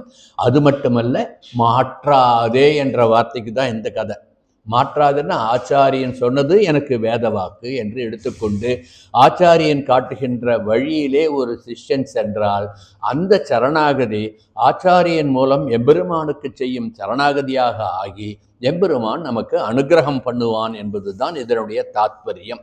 இது இப்படி ஆச்சாரிய விசேஷத்தையும் சிஷ்யனுடைய எப்படி இருக்க வேண்டும் என்ற நிலையையும் ஒரு சேர சொல்லுவதாக இந்த ஏற்ற கலங்கள் மாற்றாதே பால் சொரியும் வள்ளல் பெரும்பசுகள் இந்த ரெண்டு வரியிலே ஆண்டாள் நாச்சியார் நமக்கு சொல்லியிருக்கார். அதனால்தான் நம் சம்பிரதாயம் என்ன சொல்லுகின்றது? சரணாகதியும் சாத்விக தியாகமும் தான் நம் சம்பிரதாயத்தினுடைய ஆணிவர்கள். ஸ்ரீ வைஷ்ணவ சம்பிரதாயத்தில் அடிப்படை தத்துவம் என்னன்னா சரணாகதி ஒன்று, சாத்விக தியானம் என்று சொல்கின்றது. கீழ்ப்பாசுரம் அனுபவிக்கும் போதே சொன்னேன், ஸ்வஸ்மை ஸ்வப்ரீதியே ஸ்வயமேவ காரயதி, எதுவும் என்னுடைய செயல் கிடையாது, எம்பெருமானுடைய பிரீதிக்காக நீ அனுகிரகித்தபடி நீ சங்கல்பித்தபடி உனக்காக என்னை ஒரு கருவியாக கொண்டு நான் செய்கின்ற செயல்களை உனக்கு அர்ப்பணம் பண்ணுகின்றேன் என்று செய்தோம் என்றால் அந்த காரியம் நன்றாக நடக்கும். பார்த்தோம் இல்லையா, பகவான் கிருஷ்ணனும் இதுதானே பகவத்கீதையில சொன்னான்ட்டு கீழ்ப்பாசனத்தில் அனுபவித்தோம் இல்லையா. அதனால்தான் நம் சம்பிரதாயத்தில் என்ன பண்ணுறோம், ஆரம்பிக்கும் போது ஸ்வயமேவ காரயதி என்று சொல்லி நான் செய்கின்ற காரியங்கள் எல்லாம் உனக்காக உன் பிரீத்திக்காக உனக்காகத்தான் செய்கின்றோம், நான் ஒரு கருவிதான் என்று நினைத்து செய்ய வேண்டும். காரியத்தை முடிக்கின்ற பொழுது சர்வம் கிருஷ்ணார்ப்பணம் என்று ஸ்வயமேவ காரித்தவான் என்று முடிப்பார்கள். இது நம் வைஷ்ணவ சம்பிரதாயம் நமக்கு கொடுக்கின்றது. வேறு எந்த சம்பிரதாயத்திலும் இது போன்ற சாத்விக தியாகம் சொல்லி கொடுக்கவில்லை. தியாகம் என்ன ஏதோ தியாகம் பண்ணணுன்றது கிடையாது. நம் செயல்களை பகவானிடம் அர்ப்பணித்து விட்டோம் என்றாலே அது ஒரு பெரிய தியாகம் என்பதைத்தான் இந்த பாசுரத்திலே ஆண்டாள் நமக்கு உணர்த்துகின்றாள் என்று அனுபவிக்க வேண்டும், ஏற்ற கலங்கள் என்ற அந்த வார்த்தைகளின் மூலம். அடுத்து ஏற்ற கலங்கள் எதிர்பொங்கி மீதளிப்ப என்று சொல்லுவது பக்தி என்ற பால் சிஷ்யர்களாகிய நம்மிடம் எம்பெருமானை நோக்கி பொங்கி வருகின்றது என்றும் ஒரு உள்ளர்த்தம் எடுத்துக்கொள்ளலாம். இதைத்தான் வெறும் சடங்கோ அல்லது வெறுமாக சில செயல்களோ பக்தி கிடையாது. எம்பெருமானை நினைத்து காதலாகி கசிந்து கண்ணீர் மல்கி அவன் சரணங்களிலே சரணடைவதுதான் உண்மையான பக்தி என்பதை மீண்டும் மீண்டும் மீண்டும் சொல்ல வேண்டிய ஒரு நிலைமை உருவாகிவிட்டது. அதைத்தான் ஆண்டாள் பல்வேறு பாசுரங்களிலே நமக்கு எடுத்து காட்டினால். இதைத்தான் நம் ஸ்ரீ வைஷ்ணவ சம்பிரதாயமும் சரணாகதி தத்துவத்தை முன்னிறுத்தி நம்மை எம்பெருமானிடம் சரணடைய சொல்கின்றது என்று நினைத்து கொண்டு இந்த பாசுரத்தை அனுபவித்தோம் என்றால் இந்த பாசுரத்திலே ஆண்டாள் எப்பேற்பட்ட உண்மையை சொல்லி இருக்கின்றாள் என்பது நமக்கு தெரிய வரும். ஆகவே பகவத்கீதையிலே பகவான் என்னென்ன யோகம்லாம் சொன்னான், பக்தி யோகம் பண்ணு, கர்ம யோகம் பண்ணு, ஞான யோகம் பண்ணுன்ட்டு அத்தனை சொன்னான்னு எதுக்கு சொன்னான்? அந்த பரம்பொருளை அடைவதற்கான வழிகள் இந்த காரியங்கள்லாம் பண்ணா கிடைக்கும்ட்டு சொன்னான். அப்போ நம்மளால பக்தி யோகம் பண்ணப்பட நோக்க நோன்பிலேன் நுண்ணறிவு ஒன்றிலேன்னு ஆழ்வார் சொன்னார் இல்லையா? அதுபோன்று என்னால் இந்த யோகம்லாம் கர்ம யோகம் பண்ண முடியாது, ஞான யோகம் பண்ண முடியாது. என்னதான் முடியும்? ஒன்னே ஒன்று முடியும். பகவானே, எம்பெருமானே, நின்னருளால் கதியின்றி மற்றொன்று அறியேன் என்று, உன் சரணமல்லால் மற்றொன்று அறியேன் என்று எம்பெருமானிடம் சரணாகதி பண்ண முடியும். அதுக்காக போயிட்டு நாம ஒத்த காலில் நின்று தவம் பண்ண வேண்டாம், தண்ணி மேல நின்று தவம் பண்ண வேண்டாம், பசி தாகத்தோட தவம் பண்ண வேண்டாம், நெருப்புல நின்று தவம் பண்ண வேண்டாம், ஒண்ணுமே பண்ண வேண்டாம். நாராயணா என்று மனதிலே நினைத்து அவன் சரணங்களிலே சரணடைந்து விட்டால் எம்பெருமான் நமக்கு அனுகிரகம் பண்ணுகின்றான் என்ற நம் ஸ்ரீ வைஷ்ணவ தத்துவத்தை உணர்த்துவதாகத்தான் இந்த பாசுரத்தை நாம் அனுபவிக்க வேண்டும். அப்போ இன்னும் மகாபாரதத்துக்கு போனோம்னா எம்பெருமான் கிருஷ்ணன் பாரபட்சவாதி. அவன் கிருஷ்ணன் அர்ஜுனனுக்கும் பாண்டவர்களுக்கும் தான் சாதகமா இருந்தான். ஏன் துரியோதனுக்கு கீதோபதேசம் பண்ணல? ஏன் அர்ஜுனனுக்கு மட்டும் கீதோபதேசம் பண்ணான்ட்டு நாத்திகவாதிகள் கேட்பார்கள். அப்படி கேட்டால்னா சொல்லுங்க, அவன் நல்லவர்களாக இருந்தார்கள், தர்மத்தின் பக்கம் நின்றார்கள், ஆகவே அவர்களுக்கு உபதேசம் பண்ணான். இவன் எல்லா கொடுமைகளையும் செய்தான், எல்லா தீமைகளையும் செய்தான். அவனிடம் அதர்மம் தான் ஓங்கி இருந்தது. அதர்மத்திற்கு எம்பெருமான் துணை போக மாட்டான் என்று நாம் அதை எடுத்துக்கொள்ள வேண்டும். இப்படி ஒரு ஆச்சாரியனுக்கு ஒரு சிஷ்யன் எப்படி இருக்க வேண்டும் என்பதை நாம் நிதர்சனமாக அறிய வேண்டும் என்றால் சுவாமி ராமானுஜர் ஆச்சாரியன், அவருடைய உத்தமமான சிஷ்யர்கள் யார்? கூரத்தாழ்வான், முதலியாண்டான் போன்ற சிஷ்யர்கள். கூரத்தாழ்வான் என்ன பண்ணார்? ராமானுஜருக்காக தன் கண்களையே இழந்த மகான் அவர் இல்லையா? கூரத்தாழ்வானை பற்றி சொல்லணும்னா அது தனியாக சொல்லிகிட்டே போகலாம். ராமானுஜருக்காக தன் கண்களை இழந்தார்.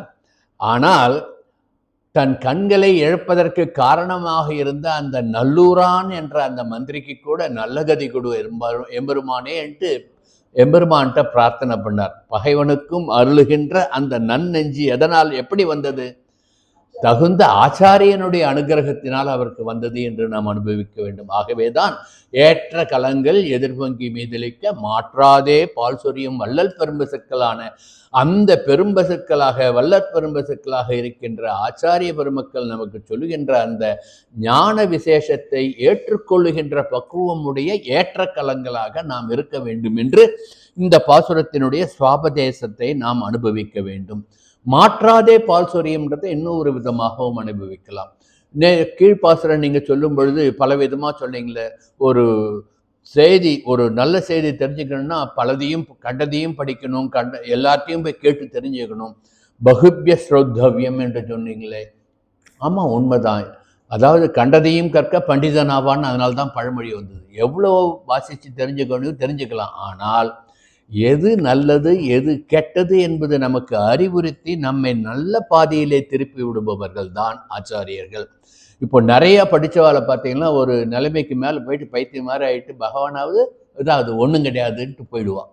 ஏன்னா அவரை நெறிப்படுத்துவதற்கு சரியான ஆச்சாரியன் அவர்களுக்கு கிடைக்கவில்லை என்று அர்த்தம். ஆகவே பகுபிய ஸ்ரோத்தவியம் என்று பலவற்றையும் கற்றாலும் பலவற்றையும் கேட்டாலும் எது நல்லது, எது பகவத் அனுபவத்திற்கு விருத்தமாக இருக்கின்றது, எது விரோதமாக இருக்கின்றது என்பதை தெளிவிப்பவர்கள் ஆச்சாரியர்கள் என்பதனால், இதை செய் இதை செய்யாதே என்று நம்மை நல்வழிப்படுத்துபவர்கள் ஆச்சாரியர்கள் என்பதனால் ஆச்சாரியனுடைய புகழை பாடுவதற்காக, ஆச்சாரியனுடைய பெருமையை சொல்லுவதற்காக, ஒரு சிஷ்யன் எப்படி இருக்க வேண்டும் என்பதை சொல்வதற்காக ஏற்ற கலங்கள் எதிர்பொங்கி மீதளிப்ப மாற்றாதே பால் சொரியும் வல்லற் பெரும்பசுக்கள் என்று பாசுரத்தை அமைத்து அந்த வள்ளல் பெரும்பசுக்களை ஆச்சாரியனுடைய அருளுக்கு அடையாளமாக காட்டி ஏற்ற கலங்கள் என்று சிஷ்யர்களாகிய நம்மை அடையாளம் காட்டினால் ஆண்டாள் என்று அனுபவிக்கலாம்.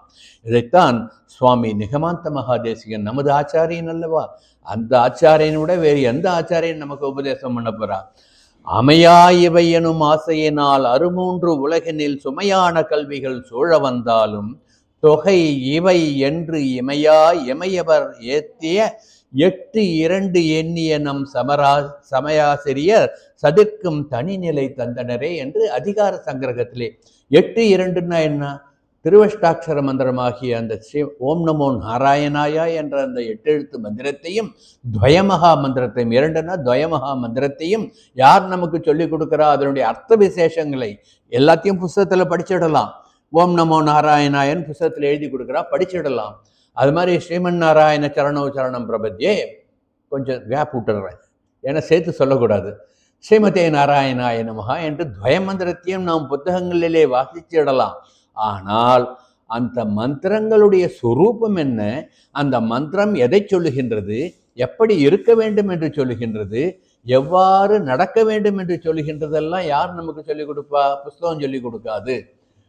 ஆச்சாரியருடைய அந்த ஞான உபதேசம்தான் நம்மை நல்வழிப்படுத்தும் என்று சமயாசிரியர் சதிர்க்கும் தனிநிலை தந்தனரே என்று சுவாமி நிகமாந்த மகாதேசிகன் தகுந்த ஆச்சாரியர்கள் மூலம்தான் அந்த ஞான உபதேசம் பெற முடியும் என்பதை நமக்கு எடுத்து காட்டினார் அல்லவா. அதை நினைத்து கொண்டு ஏற்ற கலங்கள் பாசுரத்தை நினைத்து பாருங்கள், அர்த்த விசேஷம் புரியும். இதைத்தான் சுவாமி நிகமாந்த மகாதேசிகன் இன்னொரு நியாச திலகம்ன்ற ஒரு கிரந்தம் எழுதியிருக்கார். அதில் என்ன சொல்றாருன்னா, அந்த ரங்கநாத பெருமாள் இந்த ஆச்சாரியன் இந்த பக்தனுக்கு அனுகிரகம் பண்ணுன்ட்டு நம்மகிட்ட சொல்ல மாட்டானான்ட்டு காத்துட்டு இருக்காராம். எப்படி பகவானே ஆச்சாரியனுடைய கட்டளைக்காக, ஆச்சாரியன் இவனுக்கு அனுகிரகம் பண்ணுன்னு சொன்னா உடனே அனுகிரகம் பண்ணிடுறேன்னு காத்துட்டு இருக்கான்னு அனுபவிக்கிறார் சுவாமி நிகமாந்த மகாதேசி. தத்தேரங்கி நிஜமபிபதம் தேசிகா தேசிகாங்ஷி கிம் தே சிந்தே பரமபிபதம் கிஞ்சசேயத் புனஸ்வம். அந்த ரங்கநாதன் இந்த ஆச்சாரியன் என்னிடம் இவனுக்கு மோட்சம் கொடு என்று சொல்ல மாட்டானா என்று காத்து கொண்டிருக்கின்றான் என்று சுவாமி தேசிகன் அனுபவிக்கின்றார் ஞாச திலகத்திலே. இப்படி இதைத்தான் ஆண்டாள் நாச்சியார் சொன்னால், ஏற்ற கலங்கள் எதிர்வங்கி மிதளிப்ப மாற்றாதே பால் சொரியும் வள்ளல் பெரும்பசுக்கள். நாம் ஏற்ற கலமாக ஆக வேண்டுமா ஆக வேண்டாமா என்பது நம்மளுடைய மனப்பக்குவம். வேண்டுமா வேண்டாமா என்பதை நிர்ணயிப்பது யார்? நாம தான். நல்ல வழிக்கு போகணும்னு நினச்சோம்னா ஏற்ற கலங்களாக இருப்போம். கண்டதே காட்சி கொண்டதே கோலம்ட்டு வாழணும்னு நினச்சா இப்போ எல்லாம் இருக்கான்ல சில பேர், அது மாதிரி ஆயிடுவோம். சரியா? ஆகவே நாம் ஏற்ற கணங்களாக இருக்க வேண்டும். எப்படி இருக்க முடியும்? தகுந்த குருவை அடைய வேண்டும், தகுந்த ஆச்சாரியனை அடைய வேண்டும். ஆகவே குரு இல்லாமல் ஞானம் கிடையாது, ஞானம் இல்லாமல் மோட்சம் கிடையாது என்ற தத்துவத்தை நாம் உணர வேண்டும் என்பதுதான் இந்த பாசுரத்திலே ஆண்டாள் நாச்சியார் நமக்கு சுவாபதேசமாக உள்ளுரை பொருளாக எடுத்துக்கொண்டால். அப்படி ஞானம் பெருக வேண்டும் என்றால் வெறுமா போயிட்டு குரு முன்னால கை கட்டி நின்னா போராது. ஸ்ரத்தையோடு சுவாமி நிகமாந்த மகாதேசிகன் ஒரு சிஷ்யனுக்குள்ள 16 லட்சணங்கள் சொன்னதை எடுத்து பார்த்தோம் இல்லையா? அது போன்ற ஸ்ரத்தையோடு சத் சிஷ்யனாக, நல்ல சிஷ்யனாக ஆச்சாரியனை நாம் அணுகினோம் என்றால் நாம் ஏற்ற கலங்களாக மாறிவிடுவோம் என்பது சத்தியம். சத்தியம் புனசத்தியம். இந்த அளவிலே அந்த முதல் வரியை நாம் அனுபவித்துக் கொள்ளலாம். இன்னும் சுவாமி தேசிகனை இங்கே நம்ம நினைக்காம இருக்கவே முடியாது. ஒரு சிஷ்யன் எப்படி இருக்க வேண்டும்ன்றதுக்காகவே ரகசிய திரையசாரத்திலே சிஷ்ய கிருத்தியாதிகாரம் என்று தனி அத்தியாயமே போட்டு கொடுத்துருக்கார். அதில் அசிதில குரு பக்தி தத் பிரசம்சாதிசீலா பிரச்சுர பகுமதி தத்வஸ்து வாஸ்திவாதிகேபிகி என்று ஒரு சிஷ்யன் எப்படி இருக்கணும்னா குறைவற்ற ஆச்சாரிய பக்தியுடன் இருக்க வேண்டும். அது சஞ்சலமற்ற பக்தியாக இருக்க வேண்டும், மலை போன்று அசையாமல் நிற்கின்ற பக்தியாக இருக்க வேண்டும் என்று சொல்லுகின்றார். சும்மா இன்னைக்கு போய் ஒரு ஆச்சாரியனை பார்த்தோம், சேவிச்சோம், இவரால் நமக்கு பலன் கிடைக்குமா கிடைக்காதான்ற சந்தேகத்தோடு போய் கேட்கக்கூடாது. ஆச்சாரியன் சொல்வதே வேத வாக்கு என்று ஒரு சிஷ்யன் எடுத்துக்கொண்டு போகும். இதைத்தான் மகாபாரத கதையை முதலே சொன்னேன். யாரு? உபமன்யு, தௌமியர் ஆச்சாரியர், உபமன்யு சிஷ்யன். எப்படி எதிர்மறையாக ஆச்சாரியன் சொல்லி இவனை சோதித்த போது கூட அதை ஏற்றுக்கொண்டு அந்த சிஷ்யன் நல்ல கதி பெற்று நல்ல ஞானத்தை பெற்றானோ, அதுபோன்று அசிதில குரு பக்திகி, சஞ்சலமற்ற மலை போன்று அசையாமல் நிற்கின்ற ஒரு உன்னதமான ஸ்திரத்தன்மையோடு பக்தி செய்ய வேண்டும் ஆச்சாரியனிடம் என்று சுவாமி எடுத்து காட்டுகின்றார். அப்படி இருந்தால் ஆக்ஞா என்று ஆச்சாரியன் நமக்கு இடுகின்ற கட்டளைகள் அனுகிரகம் என்று நமக்கு மாறிவிடும் என்று இந்த பாசுரத்திலே ஏற்ற கலங்கள் என்று நமக்கு ஆண்டாள் நாச்சியார் உபதேசம் பண்ணுகின்றார். இதைத்தான் கீழ்ப்பாசுரங்களிலே அனுபவித்தோம். அதிகார சங்கிரகத்திலே சுவாமி தேசிகன் இதோட இந்த பாசுரத்தை பல முறை சொல்லியிருப்பேன். இந்த ஏற்றி மனத்தெழில் ஞான விளக்கை மாற்றினவருக்கு ஒரு கைமாறு மாயனும் அருகையில்லான், போற்றி உகப்பதும் புந்தியில் கொள்வதும் பொங்கு புகழ் சாற்றி வளர்ப்பதும் சற்றல்லவோ முன்னம் பெற்றதற்குன்னு சொன்னார் இல்லையா? எது? ஆச்சாரியனுடைய பெருமையை எடுத்து சொல்லிக்கொண்டே இருங்கள், அவருடைய பெருமையை பாடிக்கொண்டே இருங்கள் என்று சொல்லுகின்றார். ஆச்சாரியனுடைய பிரபாவம் இங்கு சொல்லும் பொழுது கொஞ்சம் ஒரு நிமிஷம் பாசனத்தை விட்டு வெளியில வந்துடுறேன். ஒரு ஆச்சாரியனை பற்றி இங்கு சொல்ல வேண்டும். இப்பொழுது பிரகிருதம் அழகிய சிங்கர் ஆச்சாரியன் நாளன்னைக்கு வியாழக்கிழமை நம்ம திருக்கோவிலுக்கு வரப்போகிறார். வியாழக்கிழமை சாயங்காலம் எல்லாரும் ஆச்சாரிய அனுகிரகம் பெறணுன்ட்டு பிரார்த்திக்கிறேன். நீங்கள் மட்டும் வந்தால் போகாது, உங்கள் குடும்பத்தில் இருக்கிறவா, உங்கள் சுற்றத்தார் உட்டார் எல்லாரையும் கூட்டணும். ஒரு மகான் வந்திருக்கார். ஏதோ சொல்லுவாள், பெய்யன பெய்யும் மழைன்ட்டு வள்ளுவர் வாசுகிக்காக சொன்னாருன்ட்டு சொல்லுவா இல்லையா? இந்த சுவாமியினுடைய தேஜஸ் எப்படிப்பட்டதுன்னா, சரியான கோடை சித்திரை மாசத்துல ஒரு நாள் எல்லாரும் தவிச்சுட்டு இருக்கும் பொழுது இன்னைக்கு சாயங்காலம் மழை பெய்யினார், அப்பயே மழை பெஞ்சது. அது போன்ற வாக்குவன்மை நிதர்சனமாக காட்டக்கூடிய ஒரு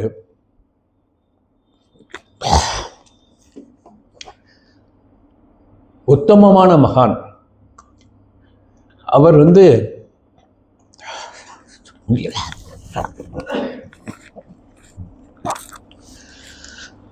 க்ஷமிச்சுக்கணும்.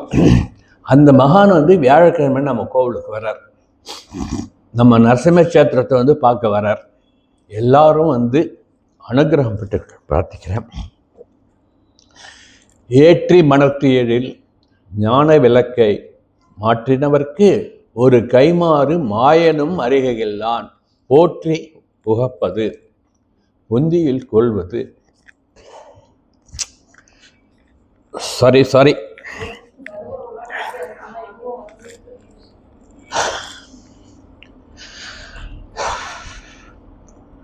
பொங்கு புகழ் சாற்றி வளர்ப்பது, இதுதான் நாம் ஆச்சாரியனுக்கு செய்யக்கூடிய ஒரு கைமாறு என்று எண்ணி எல்லோரும் ஆச்சாரியனை அணுக வேண்டும் என்பதைத்தான் இந்த பாசுரம் நமக்கு எடுத்து காட்டுகின்றது. மாற்றாதே பால் சொரியும் வள்ளல் பெரும்பசுக்கள்.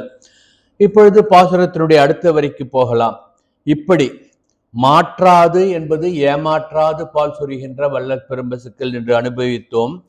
பசுக்கள் என்பது பசுக்கள் அல்ல, பெரும்பசுக்கள், பெரும்பசுக்கள் அல்ல, வள்ளல் பெரும்பசுக்கள், வள்ளல் பெரும்பசுக்கள் அல்ல, பால் சொரியும் வள்ளல் பெரும்பசுக்கள், பால் சொரியும் வள்ளல் பெரும்பசுக்கள் அல்ல, மாற்றாதே பால் சொரியும் வள்ளல் பெரும்பசுக்கள், மாற்றாதே பால் சொரியும் வள்ளல் பெரும்பசுக்கள் அல்ல, ஏமாற்றாது பால் சொரியும் வள்ளல் பெரும்பசுக்கள் அனுபவிக்கலாம் இல்லையா? அப்போ ஒரு வரியில எப்படியெல்லாம் அனுபவிக்க வைக்கின்றாள் ஆண்டாள் என்பதுதான் ஆண்டாளுடைய பாசுரத்தினுடைய ஏற்றம் என்று நாம் அனுபவிப்போம். அடுத்து ஆற்றப்படைத்தான் என்று சொல்லுகின்றாள். நீயே உன்னுடைய பரத்துவத்தை மறைத்து கொண்டு ஆயர் குலத்திலே கிருஷ்ணனாக எங்களுடன் விளையாடி, எங்களுடன் கானகம் சென்று, எங்களுடன் ஆணிரை மேய்த்து எங்களுக்கு அருள் செஞ்சாயே, என்னே உன் சௌலபியம், என்னே உன் எளிமை என்று இந்த ஜீவாத்மாக்கள் மேல் எம்பெருமான் கொண்ட கருணையினால் தான் பல அவதாரங்கள் எடுத்து வருகின்றான் என்பதை உணர்த்துவதற்காக கிருஷ்ணன் பகவத்கீதையிலே என்ன சொன்னான்? தர்மத்திற்கு எப்பொழுதெல்லாம் வாட்டம் வருகின்றதோ, எப்பொழுது அதர்மம் மேலோங்குகின்றதோ அப்பொழுதெல்லாம் நான் பிறந்து வருவேன் என்று சொன்னான் அல்லவா, சம்பவாமி யுகே யுகே என்று. அதுபோன்று அவனுடைய எளிமையை எண்ணி எண்ணி நாம் அனுபவிப்பதற்காக, அவனுடைய சௌலபியத்தை எண்ணி எண்ணி நாம் அனுபவிப்பதற்காக பரமாத்மாவாகிய அந்த பரபிரம்மம் ஜீவாத்மாக்கள் மேல் கொண்ட கருணையினால் பலவிதமான அவதாரங்கள் எடுத்து நமக்கு வருகின்றான் என்பதைத்தான் ஆற்றப்படைத்தான் என்ற வார்த்தைகளுடைய உள்ளர்த்தமாக நாம் எடுத்துக்கொள்ள வேண்டும். ஊற்றமுடையாய் என்று சொல்லுகின்றால் அடுத்தது என்ன ஊற்றம் அவனுக்கு? எம்பெருமானுக்கு தன்னிடம் சரணாகதி பண்ணினவர்களுடைய குற்றங்குறைகளை பார்க்காமல் அவர்களுக்கு அருளுகின்ற பெருமையை உடையவன். அதைத்தான் ஊற்றமுடையாய் என்று ஆண்டாள் நாச்சியார் சொல்லியிருக்கின்றார். விபீஷ்ண சரணாகதியை எப்பொழுது நினைத்து பாருங்கள். கீழ்ப்பாசுரம் அனுபவிக்கும் பொழுது நாம் அனுபவித்தோம். விபீஷ்ணன் எம்பெருமான் ராமனிடம் சரணாகதி பண்ண வரான். ராமன் மகாவிஷ்ணுடைய அம்சாவதாரம் தானே. ஆக ராமனிட்ட வரும்பொழுது வானத்திலேயே நின்று கொண்டு சரணாகதி பண்ணுவதற்கு தயாராக ஏற்றுக்கொள்ளுவாரா என்று கைகூப்பி நிற்கின்றான். எல்லா வானரங்களும் இவன் எதிரியினுடைய ஒற்றன், இங்கு நாம் சரணாகதியை ஏற்றுக்கொள்ளக்கூடாது என்று தடுத்த பொழுது ஹனுமான் மட்டும்தான் அவனை நேராக பார்த்தவர். இதுக்கு வேடிக்கையா சொல்லுவா, ஹனுமான் சீதாவை தேடிண்டு ஸ்ரீலங்காவுக்கு போன பொழுது ஒவ்வொரு கிரகமாக போய், அதாவது ஒவ்வொரு வீடாக போய் தேடி தேடி பார்த்தாராம். அப்போது இந்த ராவணனுடைய திருமாளிகை, அடுத்தது விபீஷணனுடைய திருமாளிகை, கும்பகரனுடைய திருமாளிகை, மற்ற மந்திரி பிரதானிகளுடைய மாளிகை, எல்லா இடத்துலையும் போய் தேடி பார்க்கிறார். ஒரு அங்குலம் இடமிடாமல் தேடினார் என்று ராமாயணத்திலே சொல்லுவார்கள். அப்படி தேடின்ற பொழுது விபீஷணன் கிரகத்துக்கு உள்ளே போன பொழுது எங்கே பார்த்தாலும் ராமா ராமா ராமா ராமான்னு எழுதியிருந்ததுதான் உள்ள எல்லாம். அப்பொழுதே தெரிந்து கொண்டார் இவன் ராமனுடைய பக்தன் என்று. அதனால இங்கே அதுக்கு இன்னொரு கதையும் அதையும் சொல்லி முடிச்சிடுறேன். ராமா ராமான்றதை தன்னுடைய ஒற்றர்கள் மூலம் தெரிஞ்சு கொண்டான். யார்? ராவணன். விபீஷணன் கூப்பிட்டு, என்ன நீ என் எதிரியாகிய ராமனுடைய பெயரை உன் வீட்டில் எழுதி வச்சிருக்கியாமே, இப்படி இருக்கலாமா? என்னுடைய சகோதரனாக இருந்து நீ நம்பிக்கை துரோகம் பண்ணலாமான்னு கேட்டானா ராவணன். இல்லையே அண்ணா, நான் ராமா என்று எழுதினது ஒன்னையும் மண்ணியும் தான்ட்டாரான். இவர் பேர் என்ன? ராவணன். ராவுடைய முதல் எழுத்து, ராவணனுடைய முதல் எழுத்து ரா. மண்டோதரி தானே மண்ணி, மண்ணியுடைய முதல் எழுத்து மா. ரெண்டு பேரையும் நான் சேவிச்சுட்டு இருக்கேன். உண்மை, அண்ணாவையும் மண்ணியும் பெற்ற தாய் தந்தையர் போன்று நினைத்து கொண்ட தர்மாத்மா விபீஷணன். ஆகையினால ராமா ராமான்னு எழுதி வச்சேன்னு சொன்னாரா. இது வேடிக்கையா சொல்லுவா உபன்யாசத்துல. அது மாதிரி சாஸ்திரத்தில் ராமாயணத்தில் எழுதி இல்லை. பெரியவாளுடைய அனுபவத்தை இங்கே நாம் பகிர்ந்து கொள்ளுகின்றோம், அவ்வளோதான். இப்போ கதைக்கு இங்கே வருவோம். விபீஷண சரணாகதியும் பொழுது விபீஷணன் பண்ண அந்த சரணாகதியை ஏற்கலாமா வேண்டாமா என்று, ஏற்கக்கூடாது என்று எல்லோரும் சொல்ல, அதாவது மற்ற வானரங்கள் சொல்ல, ஹனுமன் மட்டும்தான் விபீஷணனுடைய பெருமையை நேரிலே பார்த்தவன் என்பதனால் இவனை ஏற்றுக்கொள்ளலாம் என்று சொல்றார். ஆனாலும் எம்பெருமான் என்ன சொன்னார்னு கீழே பார்த்தோம். என்ன சொன்னார்? எதிரியாக இருந்தாலும் என்னிடம் சரணாகதி பண்ணிவிட்டால் அவன் சரணாகதியை நான் ஏற்றுக்கொள்ளுவேன் என்று சொன்னார். அவன் தானவனாக இருந்தாலும், வானவனாக இருந்தாலும், யக்ஷனாக இருந்தாலும், கிண்ணறனாக இருந்தாலும் என் நகத்தால் கீறி எடுத்து விடுவேன் என்று நிருசிம்மாவதாரத்தை எடுத்து காட்டினார் என்ற கீழ்ப்பாசுரத்தில் அனுபவிச்சோம் இல்லையா? அதை இப்பொழுது நினைத்துக் கொள்ளுங்கள். ஆக சரணாகதி பண்ணுவன் எதிரியாக இருந்தாலும் அவனை ரட்சிக்கக்கூடிய அந்த பெருமையைத்தான் ஊற்றமுடையாய் என்று ஆண்டாள் நமக்கு எடுத்து காட்டினாள் என்று நாம் அனுபவிக்க வேண்டும். இதை நம்மாழ்வார் எப்படி நமக்கு எடுத்து காட்டுறார் இந்த சமயத்தில் நாம் அனுபவிக்கணும். புவியும் இரு விசம்பும் நின் அகத்த நீ என் செவியின் வழி புகுந்து என் உள்ளாய், அறிவு இன்றி யான் பெரியன் நீ பெரியன் என்பதனை யார் அறிவார், ஊன் பருகு நேமியாய் உள்ளு என்பது பாசுரம். அதாவது நேற்றைய பாசுரத்தையோ முந்தா நாள் பாசுரத்திலேயோ சொன்னது ஞாபகத்தை வச்சுக்கோங்க. கிரிதாரியாக அந்த கோவர்த்தனகிரியை தன் சுண்டு விரல்ல தாங்கிட்டு நின்று தன்னுடைய பிரபாவத்தை பெருசா சொன்ன பொழுது ருக்மிணி எள்ளி நகையாடி பக்தர்கள் தான் உன்னை விட பெரியவன் சொன்னான்ட்டு ஒரு கதை அனுபவிச்சோம் இல்லையா? இந்த பாசுரத்துல ஆழ்வார் என்ன சொல்றாரு பாருங்க. புவியும் இரு விசும்பும் நின் அகத்த, அண்ட சராசரமும் உன் திருவயிற்றுக்குள்ளே அடைத்து கொண்டாய் அல்லவா. ஆளில்லை பாலகனாய் நீ வந்தாய் அல்லவா, உன்னுடைய பெருமையை என் செவி வழியாக கேட்டு உன்னை என் உள்ளத்திலே கொண்டு வந்து வைத்து விட்டேன். நீ அண்ட சராசரத்தையும் உன் வயிற்றிலே வைத்து கொண்டாய். அந்த அண்ட சராசரமும் தாங்கிக் கொண்டிருக்கின்ற உன்னையே என் உள்ளத்திலே வைத்து விட்டேன். இப்பொழுது சொல், நீ பெரியவனா நான் பெரியவனா? ஆழ்வார் கேட்கிறார். இப்ப யார் பெரியவா?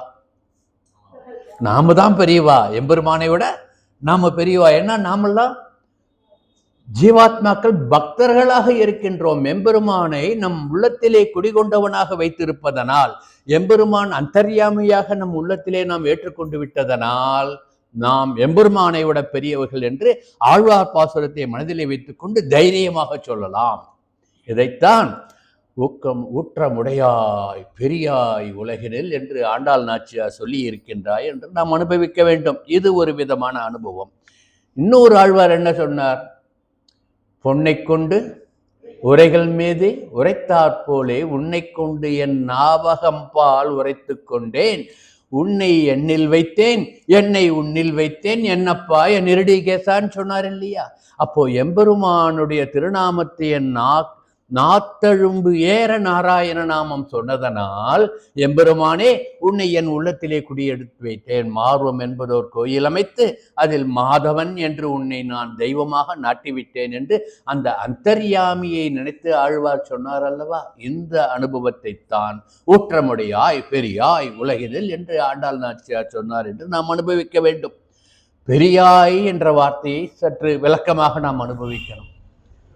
யார் யாரையோ பெரியார் பெரியார் என்ற, யார் பெரியார்? யார் பெரியவா? இவாள்லாம் சொல்ற பெரியவாள்லாம் பெரியாரே கிடையாது, வீணாப்போனவர்கள். ஆனா பெரியாய் யார் என்றால் நம் எம்பெருமான் தான் பெரியாய். எப்படி? வேதம் என்ன சொல்லித்து? ஏனேதம் சர்வம் விஜானாதி தம் கேன விஜானியாதி என்று வேதம் சொல்லுகின்றது பிருகதாரண்ய உபனிஷத்திலே. எதை கொண்டு எல்லாவற்றையும் அறிகின்றோமோ, எதை கொண்டு நாம் எல்லாவற்றையும் தெரிந்து கொள்ளோம்? அந்த பரமாத்மாவை கொண்டு சகல அண்ட சராசரங்களையும் நாம் தெரிந்து கொள்ளுகின்றோம். இப்போ இதெல்லாம் சொல்றதுக்கு காரணம் எது? அந்த பரமாத்மா அவனுடைய மூச்சுக்காற்றாக இருக்கின்ற அந்த வேதங்களும் சாஸ்திரங்களும். அதன் வழியாக எதை கொண்டு நாம் எல்லாவற்றையும் தெரிந்து கொள்ளுகின்றோமோ, அப்படி எல்லாவற்றையும் தெரிந்து கொள்ளப்பட்டவனான அந்த பரபிரமத்தை எதை கொண்டு தெரிந்து கொள்வது என்று கேட்கறது பிருகதாரண்ய உபனிஷத். வேதத்துக்கே தெரியலாம் உன்னுடைய சொரூபத்தை எப்படி நாங்கள் தெரிஞ்சுக்கிறதுன்ட்டு. இது ஒரு அனுபவம். இதையத்தான் நேத்திய பாசுரத்திலே அனுபவிச்சோம். அனோரணியான் மகதே மகியான்ட்டு, அணுவுக்கும் அணுவாகவும் இருப்பான், மகத்துக்கும் மகத்தாகவும் இருப்பான், அவன் இல்லாத இடம் கிடையாது, கரந்தெங்கும் பரந்துலன்ட்டு நம்மாழ்வார் அழகா ஒரு வரியில சொல்லி காட்டிட்டார். இல்லாத இடம் எது? அலந்திட்ட தோணை அவன் தட்டன். நேற்று சீரிய சிங்கத்தினுடைய அனுபவத்தை அனுபவித்தோம் அல்லவா? அதை நினைத்து பாருங்கள். இப்படி பெரியாய்னா யாரு? எங்கும் நிறைந்திருக்கின்ற அந்த பரபிரம்மம் தான் பெரியாய் என்று ஆண்டாள் நாச்சியார் இங்கு நமக்கு எடுத்து காட்டுகின்றார். இன்னொரு அனுபவம் பாருங்க. யோ புத்தே பரதஸ்து சஹா என்று பகவத்கீதையிலே பகவான் சொல்லுவான். என்ன சொல்றான்? புத்திக்கும் அப்பாற்பட்ட ஒன்று உண்டு என்றால் அதுதான் பரபிரம்மம் என்று எம்பெருமான் கிருஷ்ணன் பகவத்கீதையிலே சொன்னார். புத்திக்கும் அப்பாற்பட்டது எது? நம்மால் நம் புத்தியால் அளந்து கொள்ள முடியாத ஒரு சொரூபம் இருக்கின்றதா? அதுதான் எம்பெருமான் என்று, அதுதான் பெரியாய் என்று ஆண்டாள் நாச்சியார் சொல்கின்றாள் என்று அனுப்பலாம். இதைத்தான் தைத்திரிய உபனிஷத்து என்ன சொல்லுகின்றது? ஏதோ வாச்சோ நிபக்தந்தே அப்ராபிய மனசா சகான் நம்ம தினமும் அனுசந்தானம் பண்றோம் இல்லையா? அதாவது புத்தி போய் நான் எம்பெருமானை பார்த்துருவேன்னு போச்சான். போய் போய் போய் பார்த்து எம்பெருமானை பார்க்க முடியல, எம்பெருமானுடைய பிரபாவத்தை சொல்லுவதற்கு வார்த்தைகளே இல்லை என்று திரும்பி வந்து விட்டதாம். இது தைத்திரிய உபனிஷத் வாக்கியம். இப்படி எம்பெருமானை எப்படியெல்லாம் அனுபவிக்க முடியும் என்று நாம் நினைத்தாலும் அதற்கு ஒருபடி மேலே போய் நிற்பான். நேற்று அனுபவிச்சோம், ஞாபகம் இருக்கா? சகஸ்ரசீருஷா புருஷகா சகஸ்ராட்ச சகஸ்ரபாத் சமேவம் விஸ்வதோ விஸ்வான்ட்டு அனுபவிச்சோம் இல்லையா? நம்ம எவ்வளோ பெருசா நினைச்சாலும் அதுக்கு மேல ஒரு 10 அங்குலம் உயரமா நிற்போம். அப்படிப்பட்ட பரந்தாமன் தான் பெரியாய். அது மட்டுமா? புருஷ ஏவேதகம் சர்வம், புருஷர்களுக்குள்ளேயே உயர்ந்த அந்த சர்வம் எங்கும் நிறைந்திருக்கின்ற அந்த பரம்பொருள் தான் பெரியாய் என்று ஆண்டாள் நாச்சியார் சொல்லுகின்றாள் என்று அனுபவிக்க வேண்டும். நாராயண சுத்தத்திலே என்ன அனுபவிக்கின்றோம்? ஜகத்ஸ்மின் திருஷ்யதே ஸ்ரூயதே பிவா அந்தத் பகிஷ்யதத் சர்வம் வியாப்ய நாராயணஸ்திதஹான்னு அனுபவிக்கிறோம் இல்லையா? பிரபஞ்சத்திலே காணப்படுகின்ற கேட்கப்படுகின்ற எல்லாவற்றிலும் உள்ளேயும் வெளியேயும் இருந்து நினைத்து நிற்பவன் யார் என்றால் அந்த பரபிரம்மம் என்று வேதம் நமக்கு சொன்னதை இந்த சொன்னனே அத நாராயண சுத்தம், அதனுடைய அர்த்தம் இதுதான். உள்ளேயும் இருக்கான், வெளியில இருக்கான், எதுக்குள்ள இருக்குன்னா சகல லோகங்களிலும் அனைத்து பொருட்களிலும் உள்ளே இருக்கின்றான், வெளியிலும் இருக்கின்றான் என்று சர்வலோக சரண்யனாக இருக்கின்ற அந்த எம்பெருமானுடைய பிரபாவத்தை பெரியாய் என்ற ஒரு வார்த்தையிலே ஆண்டாள் நாச்சியார் நமக்கு எடுத்து காட்டுகின்றார். இப்படி மகத்துக்கும் மகத்தாக, அணுவிற்கும் அணுவாக இருக்கின்ற அவனுடைய சீர்மை, சௌலபியம், சௌசீல்யம் அனைத்தையும் பெரியாய் என்ற ஒரு வார்த்தையிலே நமக்கு சொல்லுகின்றார். இப்பொழுது தொண்டரடிப்புடி ஆழ்வாருடைய அனுபவத்தை பார்ப்போம்.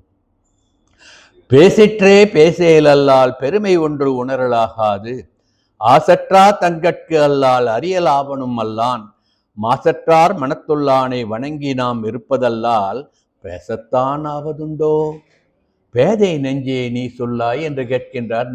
இந்த கேள்வியும் பதிலுமா சொல்றார். நமக்கு நாக்கு கொடுத்தது பேசுறதுக்காக. நம்ம குலசேகர ஆழ்வார் பாசுரம், முகுந்த மாலை பாசுரத்தை அனுபவிச்சோம் இல்லையா, ஸ்லோகத்தை அனுபவிச்சோம் இல்லையா, அதையும் நினைச்சுக்கோங்க. பகவான் நமக்கு கொடுத்திருக்கின்ற ஒவ்வொரு அவயமும் எம்பெருமானை பற்றி நினைப்பதற்கு, எம்பெருமான் திருக்கோயிலில் நடப்பதற்கு, எம்பெருமானுக்கு கைங்கரியம் பண்ணுவதற்கு, எம்பெருமானை கண்ணார கண்டு கழிப்பதற்கு, அவன் திருநாமங்களை காதார கேட்டு கழிப்பதற்கு என்று ஒவ்வொரு பஞ்ச இந்திரியங்களும் கொடுக்கின்ற இந்த பஞ்ச அவயங்களுக்கும் என்ன ஒரு பயன்பாடு என்று அனுபவித்தோம் அல்லவா? அதுபோன்று இங்க தொண்டரடிப்புடியார் கேட்கிறார், நாக்கு கொடுத்திருக்கியே, பேசிற்று அல்லால். நாம என்ன பேசுறோம்? வேண்டாததெல்லாம் பேசிட்டு இருக்கோம். பகவானுடைய திருநாமம், பகவானுடைய பிரபாவம், பகவானுடைய பெருமை என்று பேசுவதற்கு எவ்வளவோ இருக்க வீண் வார்த்தை பேசிக்கொண்டிருக்கின்ற வீணர்களாக இருக்காதீர்கள் என்று தொண்டரடிப்புடி ஆழ்வார் சொல்லுகின்றார். அந்த யாரை பத்தி பேசணும்? மாசற்றார் மனத்துள்ளே இருப்பானே, தூய மனதோடு யார் இருக்கின்றார்களோ அவர்கள் உள்ளத்திலே குடிகொண்டு இருக்கின்ற, அந்தர்யாமியாக இருக்கின்ற அந்த எம்பெருமானை பேசுவதை விட்டுவிட்டு, நாக்கே என் நெஞ்சே நீ மற்றதை நினைக்கலாமா, மற்றதை பேசலாமா என்று தொண்டரடிப்புடி ஆழ்வாருடைய அனுபவம். இதைத்தான் பெரியாய். இப்படி ஆழ்வார்கள் வருந்தி வருந்தி வருந்தி பல பாசுரங்களில் சொன்னதை ஒரே வார்த்தையில, வேதம் வருந்தி வருந்தி பல உபனிஷத்துக்களில் சொன்னதை ஒரே வார்த்தையில பெரியாய் என்று முடித்து விட்டால் ஆண்டார். இதுதான் வேதம் அனைத்துக்கும் வித்து கோதை தமிழ் என்பதற்கு ஒரு ஆதாரம் என்று நாம் அனுபவிக்க வேண்டும். நம்மாழ்வாரை பாசுரத்தை வைத்துக் கொண்டும் இந்த பெரியாய் என்பதை அனுபவிக்கலாம். நம்மாழ்வாருடைய முதல் பாசுரம் திருவாய்மொழியில் என்ன? உயர்வர உயர் நலம் உடையவன் எவன், அவன்தான் பெரியார். மயர்வர மதிநலம் உடையவன் எவன், அவன்தான் பெரியாய். அயர்வரும் அமரர்கள் அதிபதி எவன், அவன்தான் பெரியார். இப்படிப்பட்ட பெரியாயை துயரறு சுடரடி தொழுது எழு என் மனமேட்டு ஆழ்வார் சொன்னார் இல்லையா? அப்படிப்பட்ட பெரியவனுடைய திருப்பாதங்களிலே சாஷ்டாங்கமாக நமஸ்காரம் பண்ணி சரணாகதி பண்ணி அவனை தன் உள்ளத்திலே கொண்டோம் என்றால் அவன் நம் உள்ளத்திலே வந்து உறைந்து விடுவான் என்பதைத்தான் பெரியாய் என்ற இந்த வார்த்தையிலே ஆண்டாள் நாச்சியார் எமக்கு எடுத்து காட்டுகின்றாள். ஏற்கனவே சொன்னது மாதிரி வேதம் பலவாறு போற்றிற்று, ஆழ்வார்கள் பல பாசுரங்களிலே அனுபவித்தார்கள், ஆச்சாரியர்கள் பல ஸ்ரீ சுக்திகளிலே சொல்லி வைத்தார்கள். இத்தனையும் உள்வாங்கிக் கொள்கின்றபடி ஒரே வார்த்தையிலே பெரியாய் என்று சொல்லிவிட்டால், ஆகவே பெரியாய் என்பது யாரோரோ பெரியார் அல்ல, நம் எம்பெருமான் தான் பெரியாய் என்பதை நமக்கு எடுத்து காட்டுகின்றாள் ஆண்டாள் நாச்சியார் என்று அனுபவித்து அடுத்த வரிக்கு போவோம். உலகினில் தோற்றமாய் நின்ற சுடரே என்று சொல்லுகின்றாள். ஆரம்பத்திலேயே சொன்ன இந்த தோற்றமாய் நின்ற சுடர் என்ற ஒரு பதங்களை வைத்துக்கொண்டு நாம் தேவாதிராஜனாக பேரொருளாள பெருமானாகிய அந்த காஞ்சிபுரத்து எம்பெருமான் கரிகிரி மேல் நின்ற அந்த வரந்தரும் வரதனை நினைத்து பார்க்க வேண்டும் என்று, அவனை நினைத்துத்தான் ஆண்டாள் இந்த பாசுரத்தை சொல்லி இருக்கின்றாள் என்று நாம் அனுபவிக்க வேண்டும். தோற்றமாய் நிற்கின்ற சுடர் என்று சொல்லுகின்றார். தோற்றமாய் நிற்கும் சுடர் என்று சொல்லுகிறார். நிற்கும்னா நிலைத்து நிற்கின்ற ஒரு சுடர். எப்பொழுது நிலைத்து நிற்கும்? காற்று வீசாத பொழுது தீபம் செங்குத்தாக இருக்கும். காத்து வீசித்துனா அலைப்பாயும். இப்படி பாருங்க, சாதாரணமா ஒரு தீபம் இருக்கு, காத்து அதிகமாக வீசாத இடத்துல நிலைத்து நிற்கும். காற்று வீசித்துனா அலைப்பாயிருது. இது எதை சொல்றதுன்னா, நமது அஞ்ஞானம் என்ற காற்று வீசிக்கொண்டே இருந்ததுன்னா உள்ளத்தில் இருக்கிற அந்த ஜோதி தீபம், அந்தர்யாமையா இருக்கின்ற தீபம் இப்படியும் இப்படியும் போயிட்டு இவனுக்கு அனுகிரகம் பண்ணலாமா வாண்டாமான்னு யோஜனை பண்ற மாதிரி ஆயிடும்ன்றத நம்ம நினைச்சுக்கணும். இப்போ முதலாழ்வார்கள் 2 பேர் விளக்கேற்றினா, கீழ்ப்பாசுரத்தில் அனுபவிச்சோம் இல்லையா? இந்த உலகத்தையே ஒரு அகல் விளக்காக்கி சமுத்திரத்தையே அதுல நெய்யாக்கி முதல் ஆழ்வார் விளக்கேற்றினார். இன்னொரு ஆழ்வார் என்ன பண்ணார்? அன்பையே ஒரு எம்பெருமான் மீது நாம் கொண்டிருக்கின்ற அன்பையே ஒரு அகலாக்கி நம்மளுடைய சிந்தனையே ஒரு அதில் நெய்யாக்கி இன்புருகு சிந்தை இடு திரியாக்கி நமக்கு அனுகிரகம் பண்ணார் அல்லவா? அந்த 2 ஆழ்வாரும் 2 தீபம் ஏற்றி வச்சா. அந்த தீப ஒளியிலே 3வது ஒருத்தர் என்ன பண்ணார்? இவர் வழக்கு ஏற்றின ஒளியிலே எம்பெருமானை கண்டார். ஏற்றின அந்த பிரகாசத்திலே எம்பெருமானை கண்டார் 3வது ஆழ்வார். எப்படி? திருக்கண்டேன் பொன்மேனி கண்டேன், திகழும் அருக்கன் அணிநிறமும் கண்டேன், சிறுக்கிளரும் பொன்னாழி கண்டேன், புரிசங்கம் கை கொண்டேன், என்னாழி வண்ணன் பால் என்று அந்த எம்பெருமானுடைய சங்கு சக்கரதாரியாக அந்த சொரூபத்தை அந்த தீப ஒளியிலே முதலாழ்வார்கள் ஏற்றின அந்த ஞான தீப ஒளியிலே பார்த்தார் அல்லவா ஆழ்வார்? அதை நினைத்து கொண்டுதான் உலகினில் தோற்றமாய் நின்ற சுடரே என்று ஆண்டாள் நாச்சியார் இங்கு எம்பெருமானை சுடராக, நிற்கின்ற சுடராக, தோன்றுகின்ற சுடராக, தோன்றி நிலைத்து நிற்கின்ற சுடராக நமக்கு எடுத்து காட்டுகின்றாள் என்று அனுபவிக்க வேண்டும். இப்படி மெய்ஞான சுடராக ஆண்டாள் நமக்கு யாரை காட்டுகின்றாள்? தோற்றமாய் நின்ற சுடர். இவர் பகவான் இந்த பூவுலகத்திலே எத்தனையோ அவதாரங்கள் எடுத்து தோன்றினான் அல்லவா? தோன்றினாய் நின்ற சுடர் என்று அனுபவிக்கலாம். அது பகவான் பல அவதாரங்களில் தோன்றி நமக்கு தோற்றம் காட்டி அவனுடைய சொரூபத்தை, அவனுடைய சௌலபியத்தை நமக்கு எடுத்து காட்டுகிறான் என்று அனுபவிக்கலாம். இது அடுத்தது. இப்போ ஒவ்வொரு திவ்ய தேசமா போறோம், ஒவ்வொரு அபிமான கஷேத்திரமா போறோம். இப்போ நம்ம கிட்ட லக்ஷ்மி நரசிம்மனாக இருக்கார், லக்ஷ்மி ஹயக்ரீவரா இருக்கார். தோற்றமாய் நின்ற சுடர் அர்ச்சாமூர்த்தியாக நமக்கு அனுகிரகம் பண்ணிட்டு இருக்கார் இல்லையா? ஆகவே தோற்றமாய் நின்ற சுடர் என்பது அர்ச்சாமூர்த்திகளாக வெவ்வேறு கஷேத்திரங்களிலே எம்பெருமான் அர்ச்சாமூர்த்தியாக இருக்கின்ற நிலைமையை காட்டுகின்றது என்று அனுபவிக்கலாம். இதைத்தான் சுவாமி நம்மளுடைய ஆச்சாரியன் விடுவாரா? நம்முடைய ஆச்சாரியன் எப்படி அனுபவிப்பார்? கற்பகம் நீயே நற்பயன் தருதலின். கற்பக மரத்தை கீழே போனா என்ன கிடைக்கும்? கேட்டதெல்லாம் கிடைச்சிடும். ஆகையினால இந்த எம்பெருமானாகிய கற்பகத்தை நம்ம போனோம்னா கருதவரம் தரும் பெருமாள். எல்லாத்தையும் நம்ம என்ன கேட்குறோமோ கேட்டதையும் கேட்காதையும் சேர்த்து கொடுப்பான். அதனால பகவான்கிட்ட போயிட்டு எனக்கு ஒரு பங்களா வேணும், காரு வேணும்னு கேட்க வேண்டாம்.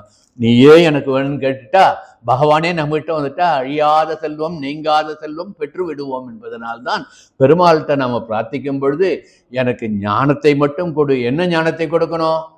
நீயே வேண்டும் என்று பிரார்த்திக்கின்ற அந்த ஞானத்தை கொடு என்று கேட்க வேண்டும். அதைத்தான் சுவாமி நிகமாந்த மகாதேசிகன் சொன்னார்.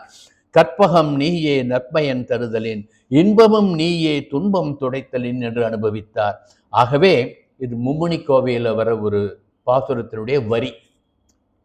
இன்னும் அந்த மும்முனி கோவையை அனுபவிச்சோம்னா அப்படியே போயிட்டே இருக்கும். இருந்தாலும் ஒரு பாசுரத்தில் ஒரு வரியை மட்டும் எடுத்து காட்டிட்டு போறேன். இப்படி இப்போ மீண்டும் நம் பாசுரத்துக்கு வரும். தோற்றமாய் நின்ற சுடர் என்று சொன்னார். சுடர் என்றால் தீப ஒளி. வரதன் எப்படி தோன்றினார்? காஞ்சிபுரத்திலே கரிகிரி மேல் இருக்கின்றாக பேரருளாள பெருமாளாக இருக்கின்றாரே அந்த வரதன் பிரம்மதேவன் பண்ண யாகத்திலே இருந்து, அக்னியிலிருந்து, தீப்பிழம்பிலிருந்து ஆவிர்பவித்தவர் இல்லையா வரதன். அதனால்தான் இப்போ எம்பெருமானுடைய திருமேனியை போய் சேவிச்சோம்னா வரதனுடைய திருமேனியில அங்கங்கேயும் புள்ளி புள்ளியா காயங்கள், தீக்காயங்கள் போன்று இருக்கும். பார்த்திருக்கலா? எம்பெருமானுடைய திவ்ய சொரூபத்தை சேவிச்சிருக்கலா? காஞ்சிபுரத்துல போயிட்டு அந்த உற்சவருடைய திருமுக மண்டலத்தை பார்த்தீர்கள் என்றால் தீக்காயம் பட்டது போன்று அங்கன்று புள்ளி புள்ளியா இருக்கும். ஏன்னா அவர் ஆவிர்பவித்தது பிரம்மதேவனுடைய யாகத்தீயிலே. ஆகையினால் தீக்காயம் இருந்தது என்று நாம் அனுபவிக்க வேண்டும். அப்படி தோற்றமாய் நின்ற சுடரே என்று சொல்லி அந்த வரதனை நம் கண்முன்னே வந்து காட்டுகின்றால், இதை சுவாமி நிகமாந்த மகாதேசிகன் வரதராஜ பஞ்சாசத் என்று அந்த வரதனுக்காக பாடிய அருளிய அந்த ஸ்லோகங்களிலே ஒரு ஸ்லோகத்தை இங்கு விண்ணப்பம் பண்ணுகின்றேன். மோகான்னகார வினிவர்தன ஜாகரூகே தோஷா நிவாகாபி நிரவக்ர மோதமானே त्वद्देजसी त्वद्विरद शैल पदे விம்ருஷ்டே ஸ்லாகேத சந்த மசப்பர்வ சகஸ்ரபானோ என்று சொல்லுகின்றார் சுவாமி நிகமாந்த மகாதேசிகன். அதாவது அத்திகிரி பெருமாளே, சூரியன் உன் அருளால் ஒளி பெற்றான். சூரியனுக்கு யார் ஒளியை கொடுத்தது? எம்பெருமான் ஸ்ரீமன் நாராயணன். இதை அத்திகிரி பெருமாள் கொடுத்ததாக அனுபவிக்கின்றார் சுவாமி நிகமாந்த மகாதேசிகன்.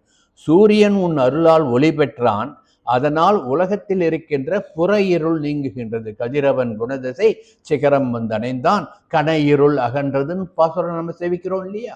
ஆக புற இருள், இருட்டு விலகுவது, இந்த உலகத்தில் இருக்கின்ற புற இருள், அந்த இருள் விலகுவது சூரிய கிரகணத்தினால். ஆனால் அந்த சூரிய கிரகணத்தை கூட கருமேகம் சூழ்ந்து விட்டது என்றால், மேகம் சூழ்ந்து விட்டது என்றால் மறைந்து போகின்றது, சூரியனை பார்க்க முடியாமல் போகின்றது. ஆனால் பகவானே, எங்களுடைய அஞ்ஞானத்தை நீக்குகின்ற சூரியனாக உன்னுடைய அருள் என்ற அந்த சூரிய ஒளி, அந்த வெளிச்சம் இருக்கின்றதே, ஞான ஒளி இருக்கின்றதே, அந்த ஞான ஒளியை எதால் மறைக்க முடியும்? யாராலும் மறைக்க முடியாது. எங்கள் அஞ்ஞானத்தை நீக்குகின்ற அந்த ஞான ஒளி எப்பொழுதும், அது இரவாக இருந்தாலும் பகலாக இருந்தாலும், எல்லா காலத்திலும் எல்லா இடத்திலும் நிறைந்து இருக்கின்றதே, அதுவல்லவோ உன்னுடைய பிரபாவம். உன் தேஜஸின் முன், அது எம்பெருமானுடைய அந்த தேஜஸின் முன் சூரிய ஒளி எல்லாம் அதுவே இருட்டு போன்று ஆகிவிடுகின்றதே என்று அனுபவிக்கின்றார் சுவாமி நிகமாந்த மகாதேசிகன். இதைத்தான் உலகினில் தோற்றமாய் நின்ற சுடர் என்று ஆண்டாள் நாச்சியார் அனுபவித்தார் என்று நாம் அனுபவிக்க வேண்டும். வழக்கம் போல இப்போ கொஞ்சம் தற்பெருமை. இந்த ஸ்லோகத்தை அடியன் பண்ண தமிழ்ல சொல்றேன், அதையும் கேட்டுக்கோங்க. பகலவன் கிரணம் புறவிருள் அகற்றும். எளிதான தமிழ்ல சொல்றேன். பகலவன் கிரணம் புறவிருள் அகற்றும், விமல நின் கிரணம் உள்ளொளி பெருக்கும், பகலவன் ஒளியும் பலவதில் குறையும், விமல நின் ஒளியை திரை எது மறைக்கும், வரத நின் ஒளியெதிர் பகலவன் இருள்வனே.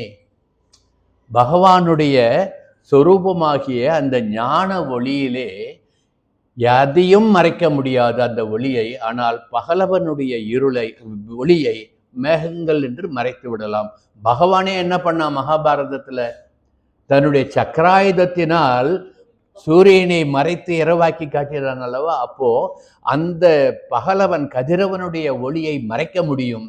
ஆனால் எம்பெருமான் நமக்கு வாரி வழங்குகின்ற இந்த ஞான ஒளியை, எம்பெருமானுடைய தேஜஸ் என்ற அந்த ஒளியை எந்த காலத்திலும் யாராலும் எப்படியும் மறைக்கவே முடியாது. அதை நாம் பெற்றுக்கொள்வோம். தோற்றமாய் நின்ற சுடரே வந்துட்டால ஆண்டாள் நாச்சியா இப்படி அனுபவிக்க வேண்டும். உலகில் தோற்றமாய் நின்ற சுடரே என்று இந்த பல திவ்ய தேசங்கள், பல அபிமான கஷேத்திரங்கள், பல திருக்கோயில்கள் எல்லாம் தோற்றமாய் நிற்கின்ற சுடராக அச்சாரூபத்திலே எம்பெருமான் நமக்கு காட்சி அளிக்கின்ற அந்த காட்சியையும் இந்த பாசுரத்தினுடைய உள்ளர்த்தமாக நாம் எடுத்துக்கொள்ளலாம். தோற்றமாய் நின்ற சுடரே, கருதவரம் தரும் தெய்வ பெருமாள் வந்தார் என்று சுவாமி தேசிகன் வரதனை அனுபவிப்பார். அதையும் நாம் அனுபவிக்கலாம். தோற்றமாய் நின்ற சுடரே என்று இப்பொழுது வேதமும் தோற்றமாய் நின்ற சுடரேன்னு சொல்றது. முண்டக உபநிஷத்திலே ஒரு வாக்கியம், ந தத்ர சூர்யோ பாதி ந சந்திர தாரகம் நேமா வித்யுதோ பாந்தி குதோயமக்னிஹி தமேவ பாந்தம் அனுபாதி சர்வம் தஸ்ய பாசா சர்வமிதம் விபாதி என்பது முண்டக உபனிஷத்திலே ஒரு ஸ்லோகம். இந்த உபனிஷத் வாக்கியம் என்ன சொல்றதுன்னா, அங்கு கதிரவனோ சந்திரனோ தாரகைகள் என்று அழைக்கப்படுகின்ற நட்சத்திரங்களோ பிரகாசமாகாது. எங்கு? எம்பெருமானுடைய ஞான ஒளியின், அவனுடைய தேக காந்தியின் முன்பு கதிரவன் வெளிச்சம் கிடையாது, சந்திரனுக்கு வெளிச்சம் கிடையாது, நட்சத்திரங்களுக்கும் வெளிச்சம் கிடையாது. அவனுடைய பிரகாசத்தினால் மற்ற பொருட்களுடைய பிரகாசம் அனைத்தும் மங்கி போய்விட்டது என்று உபனிஷத் சொல்லுகின்றது. அதைத்தான் தோற்றமாய் நின்ற சுடரே என்று வேதத்தில் சொன்னதை வேதம் அனைத்துக்கும் வித்தான இந்த கோதை தமிழிலே ஆண்டாள் நாச்சியார் நமக்கு தோற்றமாய் நின்ற சுடரே என்று சொல்லி இருக்கின்றாள் என்று நாம் அனுபவிக்க வேண்டும். இதைத்தான் பெரியாழ்வார் ஒரு பாசுரத்திலே சொல்லுவார். திருமாலிருஞ்சோலை பெருமாளை மங்களாசாசனம் பண்ணும் பொழுது, மாலிரும் சோலை என்னும் மலையுடைய மலையை, மாலிரும் சோலை ஒரு மலை மேல இருக்கு, அந்த மேல இன்னொரு மலை இருக்கு. அந்த மலை எது? திருமால் என்ற அந்த மலை, எம்பெருமான் என்ற அந்த மலை. மாலிரும் சோலை என்னும் மலையுடைய மலையை, நாலிரு மூர்த்தி தன்னை, நால்வேத கடல் அமுதை, மேலிரும் கற்பகத்தை, வேதாந்த விழுப்பொருளில் மேலிருந்த விளக்கை என்று சொல்லுகின்றார் ஆழ்வார். இப்படி வேதாந்தங்களுக்கும் எல்லாம் மேலே இருக்கின்ற அந்த விளக்கை என்று எம்பெருமானை சொல்லுகின்றார். அதுதான் இங்கு ஆண்டாள் நாச்சியார் உலகினில் தோற்றமாய் நின்ற சுடரே என்று அனுபவித்திருக்கின்றாள் என்று நாம் அன்வயித்து அனுபவித்தோம் என்றால், இந்த ஆண்டாள் நாச்சியாருடைய அந்த வார்த்தைகளுடைய ஆழமும் அதனுடைய தாத்பரியமும் நமக்கு தெரிய வரும். இப்படி மற்ற ஜோதிகளைப் போன்று இல்லாமல், மற்ற ஒளிகளைப் போன்று இல்லாமல், எதாலும் மறைக்கப்படாத ஒரு பேரொளியாக எம்பெருமான் தோற்றமாய் நிற்கும் சுடராக இருக்கின்றான் என்பதை நாம் அனுபவிக்க வேண்டும். இன்னும் சொல்லிண்டே போகலாம். ஊற்றமுடையாய் என்பது எம்பெருமானுடைய 5 நிலைகளை சொல்லுவதாக அனுபவிக்கலாம். 5 நிலைகள் எது? பரவியூக, விபவ, அர்ச்சை, அந்தர்யாமின்னு அனுபவிக்கிறோம் இல்லையா? இந்த 5 நிலைகளையும் இந்த பெரியாய் ஆண்டாள் பாசுர வார்த்தைகளிலே நாம் அனுபவிப்போம். ஊற்றமுடையாய் என்பது பரம், அந்த வைகுந்தம், பரமன் இருக்கின்ற அந்த லோகம். ஊற்றமுடையாய் என்ற பாசுர அந்த வார்த்தைகளால் அனுபவிக்கலாம். பெரியாய் என்பது வியூகத்தை அனுபவிக்கலாம். திருப்பார்கடலிலே பலிகொண்டு அருளுகின்ற வாசுதேவ, சங்கர்ஷண, பிரத்யும்ன, அனுருத்த என்று 4 வகை ரூபங்களை பெரியாய் என்று அனுபவிக்கலாம். அதே பெரியாய் என்றதை விபவ நினைவுகளாகவும் நாம் அனுபவிக்கலாம். விபவ நினைவுகள் என்ன? விபவாவதாரங்கள் எது? ராமகிருஷ்ணாதி அவதாரங்கள். அந்த அவதாரங்களையும் பெரியாய் என்று அனுபவிக்கலாம். தோற்றமாய் நின்ற என்று சொல்லுவது, இந்த பூவுலகிலே வைணவ திவ்ய தேசங்கள் பல இருக்கின்றது, நிறைய திருக்கோயில்கள் இருக்கின்றது. அங்கு அர்ச்சையாக நிற்கின்ற அந்த எம்பெருமானை என்று நாம் அனுபவிக்கலாம். சுடரே என்று சொன்னதை அந்தர்யாமியாக நம் ஹிருதயத்திலே ஒளிர்ந்து கொண்டு இருக்கின்ற, இன்னைக்கு நாம பேசிட்டு இருக்கோம், நாம நடந்துட்டு இருக்கோம், நாம பார்த்துட்டு இருக்கோம், நாம மூச்சு விட்டு இருக்கோம்னா அதுக்கெல்லாம் என்ன காரணம்? அந்தர்யாமியாகிய நம் உள்ளத்திலே சுடராக இருக்கின்ற அந்த எம்பெருமானுடைய காருண்யத்தால் தான். அவன் காருண்யம் மறைகின்ற பொழுது சரீரமும் மறைந்துவிடும். ஆகவே தான் சுடரே என்று சொல்லுவது அந்தர்யாமியாக நம் ஹிருதயத்திலே இருக்கின்ற அந்த எம்பெருமானை சொல்லுவதாக. இந்த பிராட்டியினுடைய இந்த பாசுர வரிகளில் இருக்கின்ற பதங்களை வைத்துக்கொண்டே இந்த 5 நிலைகளையும் நாம் அனுபவிக்கலாம் என்பதும் ஒரு பெரிய உண்மை. இப்போ அடுத்த வரிக்கு போவோம். மாற்றார் உனக்கு வழிதுளைந்து உன் வாசற்கண் ஆற்றாது உன் அடிபணியுமா போலே. இன்னும் சொல்றதுக்கு நிறைய சொல்லலாம், ஆனால் சுருக்கமாக முடிச்சிடுறேன். எதிரிகளும் உன்னுடைய பிரபாவத்தை போற்றுகின்ற பெருமை உடையவனே என்பதுதான் இதனுடைய சுருக்கமான அர்த்தம். எதிரிகள் யார் இவனுடைய பிரபாவத்தை போற்றினார்கள்? கம்பருடைய ஒரு வார்த்தையை அனுபவிக்கலாமா? கம்பர் வார்த்தையை சொல்லுங்க மாமி. மும்மைசால் உலகுக்கெல்லாம் மூல மந்திரத்தை முற்றும் தம்மையே தமர்க்க நல்கும் தனிப்பெரும் பதத்தை நானே இம்மையே எழுமை நோய்க்கும் மருந்தினை ராமன் என்னும் செம்மை சேர் நாமம் தன்னை கண்களில் தெரிய கண்டான் என்று அந்த வாலி இறக்கும் தருவாயிலே ராமன் எம்பெருமானுடைய சொரூபம் என்று தெரிந்து கொண்டான் என்று எதிரியாக நினைத்தான் முதலிலே. இது உனக்கு தகுமா? என் பிராட்டி இல்லாததனால் என் மீது மறைந்திருந்து அம்பு போட்டாயோ? இது உன் தர்மத்திற்கு தகுமா? இக்ஷ்வாகு குல தர்மத்திலே வந்தவனாயிற்றே, நீ இப்படி தர்மம் மீறலாமா என்றெல்லாம் கேள்வி கேட்டு அந்த எதிரியாக நினைத்தவன் கடைசியில இவனுடைய சொரூபம் எதற்காகத்தான் இவனால் ஆட்கொள்ளப்பட்டோம் என்பதை உணர்ந்து கொண்ட பிறகு நீயே பெரும் தெய்வம், பரதெய்வம், நீயே பரமாத்மா என்று சொன்னான் அல்லவா. இதுதான் மாற்றார் உனக்கு வலி தொலைந்தது, அவனுடைய வலிமையை தொலைத்து கொண்டு மாற்றாரும் போற்றுகின்ற வல்லமை உடையவன் என்று நான் அனுபவிக்கலாம். இன்னொரு விதமா பார்க்கலான்னா ராமாயணத்துக்கு போவோம். ராமாயணத்துல யுத்த காலத்துல ராமனுடைய அந்த அம்பு மழையை தாங்க முடியாத பொழுது ராவணன் நினைத்தான், இவன் சாதாரண மானுடன் அல்லன், இவன் சாட்சாத் மகாவிஷ்ணுவுடைய சொரூபம் என்று அவனே போற்றுவான். காயத்ரி ராமாயணத்திலே ஒரு வாக்கியம், யஸ்ய விக்ரமமாசாத்திய ராட்சசா நிதனம் கதா தன்மன்யே ராகவம் வீரம் நாராயணம் அனாமயம் என்று ராவணனால் நாராயணனுடைய சொரூபம் இவன் என்று பாராட்டப்பட்டவன் யார்? ராமன். ஆக ராவணன் யார்? ராமனுக்கு எதிரியாக இருந்தவன். அந்த எதிரியும் மாற்றானும் அவனுடைய வலிமையை தொலைத்து இவனிடம் சரணடைகின்ற ஒரு மனப்பக்குவத்தை காட்டுகின்ற பெருமையை உடையவன். இதே மாதிரி மண்டோதரி என்ன பண்றா, தன்னுடைய புருஷன் ராமனுடைய வில்லிற் அம்பினால் தொலைக்கப்பட்டு மாய்ந்து சவமாக கிடக்கின்றான். அப்பொழுது அந்த உடலின் மீது விழுந்து புரண்ட அந்த மண்டோதரி சொல்கின்ற வாக்கியமாக ராமாயணத்திலே ஒரு 4 ஸ்லோகம் அனுபவிக்கலாம். நாழியில் அந்த ஸ்லோகம் முழுசுன்னு சொல்றதுக்கு கருத்தை மட்டும் சொல்றேன். என்ன சொல்றா, பொதுவா ஒரு மனுஷ இயல்பு எப்படி இருக்கும், தன்னுடைய பர்த்தாவை கொன்றவனை எதிரியாகத்தானே நினைப்பா. ஆனா மண்டோதரி என்ன சொல்றா, பரமாத்மா என்று ராமனை புகழ்ந்து பேசுகின்றாள். ராமாயணத்திலே ராமனை பரமாத்மா என்று அடையாளம் கண்ட வால்மீகி ராமாயணத்தில் சொல்லப்பட்ட ஒரே பாத்திரம் மண்டோதரி தான். தன்னுடைய கணவனை மாய்த்தவனையே அந்த எதிரி தான் அவன் ராவணன். அந்த எதிரியினுடைய மனைவி கூட தன் கணவனை மாய்த்தவன் என்று ராமன் மீது பகை கொள்ளாமல் பரமாத்மா என்று போற்றினான் அல்லவா. மாற்றார் வழி தொலைந்து உன் வாசல். இதை தான் ஆண்டாள் நாச்சியார் சொன்னார். மாற்றாரையும் மாற்றழிக்க வல்லானேன்னு கீழ்ப்பாசுரத்தில் அனுபவித்ததெல்லாம் நினைச்சு பார்த்துக்கோங்க. இப்படி மாற்றாருடைய வலிமையை தொலைத்து உன் வாசற்படி கீழே நிற்கின்றார். நாளைக்கு என்ன சொல்ல போறா, இவா மாற்றார் தான் வந்தது கிடையாது, எல்லா ராஜாக்களும் தங்களுடைய வலிமையை தொலைத்து விட்டு உன் வாசல்படியில இருக்க போறான்றது நாளைக்கு அனுபவிப்போம். இப்பொழுது எதிரிகள் எல்லாம் கூட அவர்களுடைய வலிமையை இழந்து உன்னிடம் சரணாகதி பண்ணுகின்றார்கள் என்பதை ஆண்டாள் நாச்சியார் இந்த வரிகளிலே எடுத்து சொன்னால் என்று நாம் அனுபவிக்க வேண்டும். இப்போ எதிரிகள் எல்லாம் தங்களுடைய வலிமையை தொலைத்து விட்டு தான் உங்ககிட்ட சரணாகதி பண்ணா, ஆனா நாங்க அப்படி இல்லையே. அவர்கள் உன் அம்பினால் அழிக்கப்பட்டு உன்னிடம் சரணாகதி பண்ணார்கள். நான் உன் அன்பினால் அழிக்கப்பட்டு அன்பினால் உன்னை சரணாகதி பண்ணுவதற்காக போற்றி யாம் வந்தோம். யார் வந்தது?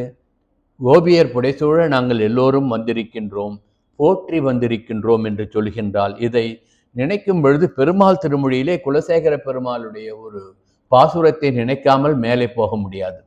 வெங்கண் தின்களிறு அடர்த்தாய் வித்துவக்கோட்டம்மானே, எங்கு போய் உய்கேனும் இணையடியே அடையவல்லால், எங்கு போய் கரைகாணா தெரிகடல்வாய் மீண்டேயும் வங்கத்தின் கூம்பேறும் மாப்பறவை போன்றேனே என்று இந்த பாசுரத்தை கீழ்ப்பாசுரம் அனுபவிக்கும் பொழுதே நான் ஒரு முறை எடுத்து காட்டி இருக்கின்றேன்.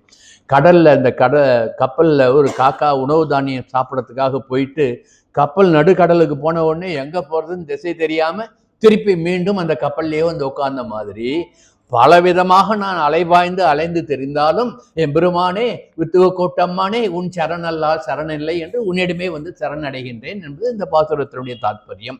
அது போன்றுதான் போற்றி யாம் வந்தோம். எங்க போனாலும் கடைசியில வர வேண்டிய இடம் எம்பெருமானுடைய திருவடிதான் என்பதை நமக்கு எடுத்து காட்டுகின்றாள் என்று நாம் அனுபவிக்க வேண்டும். ஆகவே வந்தோம். யார் வந்தோம்? எப்படி வந்தோம்? போற்றியாம் வந்தோம், பிரபோ வந்தோம், நாங்கள் வந்தோம், பணிந்து வந்தோம், போற்றி வந்தோம், பல்லாண்டு பாடி வந்தோம், பறை கேட்டு வந்தோம் என்று போற்றி வந்தோம் என்று ஆண்டாள் நாச்சியார் இங்கு சொல்லுகின்றாள் என்று அனுபவிக்க வேண்டும். இதுதான் நான் முதல்லயே ஆரம்பத்தில் சொன்னேன் இல்லையா, இந்த பாசுரத்திலிருந்து எம்பெருமானுக்கிட்ட நம்ம நெருங்கிற ஒவ்வொரு நிலைமையும் எடுத்து சொல்ல போறா. இப்ப எங்க வந்திருக்கோம்? சமீபத்துல வந்துட்டோம், எம்பெருமான் கிட்ட வந்துட்டோம். இன்னும் ஒரு 2-3 படி தாண்டிட்டோம்னா எம்பெருமான்கிட்ட போய் சேர்ந்துடலான்றத சொல்ல போறா. இப்படி சாமீபிய நிலையை உணர்த்துவதுதான் இந்த பாசுரம் என்று நாம் அனுபவிக்க வேண்டும். திருப்பி திருப்பி சொல்லுவது போல, எதிர்த்தவர்கள் உன் அன்பிற்கு தோற்றார்கள், பணிந்தவர்கள் உன்னை அடிபணிந்தவர்கள் உன் அன்பிற்கு தோற்றார்கள், நாங்கள் அன்பிற்கு தோற்றவர்கள், ஆகவே போற்றியாம் வந்தோம் என்று நாம் இதை அனுபவிக்க வேண்டும். இப்படி எதிரிகளாக இருந்தாலும், தன்னை அபச்சாரம் பண்ணினவனாக இருந்தாலும், சரணாகதி என்று வந்துவிட்டால் அவனை நீ சரணம் கொள்ளுவாய் அல்லவா. காக்காசுரன் ஜெயந்தனை பத்தி நேற்று பேசிட்டு வந்தோம். நம்மகிட்டே நிறைய ஜெயந்தன் இருக்கா. ஜெயந்தன் என்ன பண்ணா, தேவனாக பிறந்தாலும் அசுரகுணம் கொண்டு பிராட்டியினுடைய திருமேனியை தீண்டி அபச்சாரம் பண்ணினால், அவன் காகமாக வந்து காக உருவெடுத்து வந்து தேவியினுடைய திருமேனியை தீண்டி அபச்சாரம் பண்ணியதால் அவன் சரணாகதி பண்ண பொழுது 3 லோகத்துக்கும் போனாலாம் ஒன்றும் பண்ண முடியாது. என்ன பண்ணார் பெருமாள்? ஒரு தர்பையை கிள்ளி வீசினார். அது பிரம்மாஸ்திரமாக அந்த காகத்தை துரத்தியது. யாரை? ஜெயந்தனை. 3 உலகங்களும் போய் சுத்தி சுத்தி எல்லாத்தையும் போய் அபயம் அபயம் கேட்டான். ஒருத்தரும் அபயம் கொடுக்கறதுக்கு முன் வரல. யார்கிட்ட அபச்சாரம் பண்ணியோ அவ காலிலே போய் விழுன்னுட்டா எல்லாரும், எல்லா தேவதைகளும். கடைசியில சீதா பிராட்டி காலில் வந்து விழுவான். சீதா பிராட்டி எம்பெருமான் காலில் விழ சொல்லுவா. அப்போ கூட அந்த காகத்துக்கு புத்தி கிடையாது, தலைகீழ உண்டுதான். பரம காருண்யத்தோடு காகத்தினுடைய தலை எம்பெருமானுடைய திருவடியில் படும்படி திருப்பி வைத்தால்ட்டு கீழ்ப்பாசுரங்கள் நாம் அனுபவிச்சோம் காக்காசுர விருத்தாந்தத்தை. அதை நினைத்து பார்த்து அந்த தப்பே பண்ணின அந்த காகத்துக்கு சரணாகதி என்று வந்துவிட்ட பொழுது, தப்பு செய்தவன் திருந்தியாகணும், தவறு செய்தவன் வருந்தியாகணும்ட்டு அந்த தப்பு பண்ணி இல்லையா, நீ திருந்துவதற்காக, நீ செய்த தவறை உணர்வதற்காக ஒரு கண்ணை எடுத்துட்டார் இல்லையா, துரும்பால் கிளை. அது காகத்தின் கண்ணை துரும்பால் கிளைய சக்கர கையடே அச்சோ அச்சோன்ட்டு ஆழ்வார் அனுபவிச்சார் இல்லையா. அப்படி துரும்பால் அந்த கண்ணை கிளறி விட்டார் எம்பெருமான். ஆகினால்தான் இன்னைக்கும் காக்காவை பாருங்க 1.5 கண்ணா தான் இருக்கும்.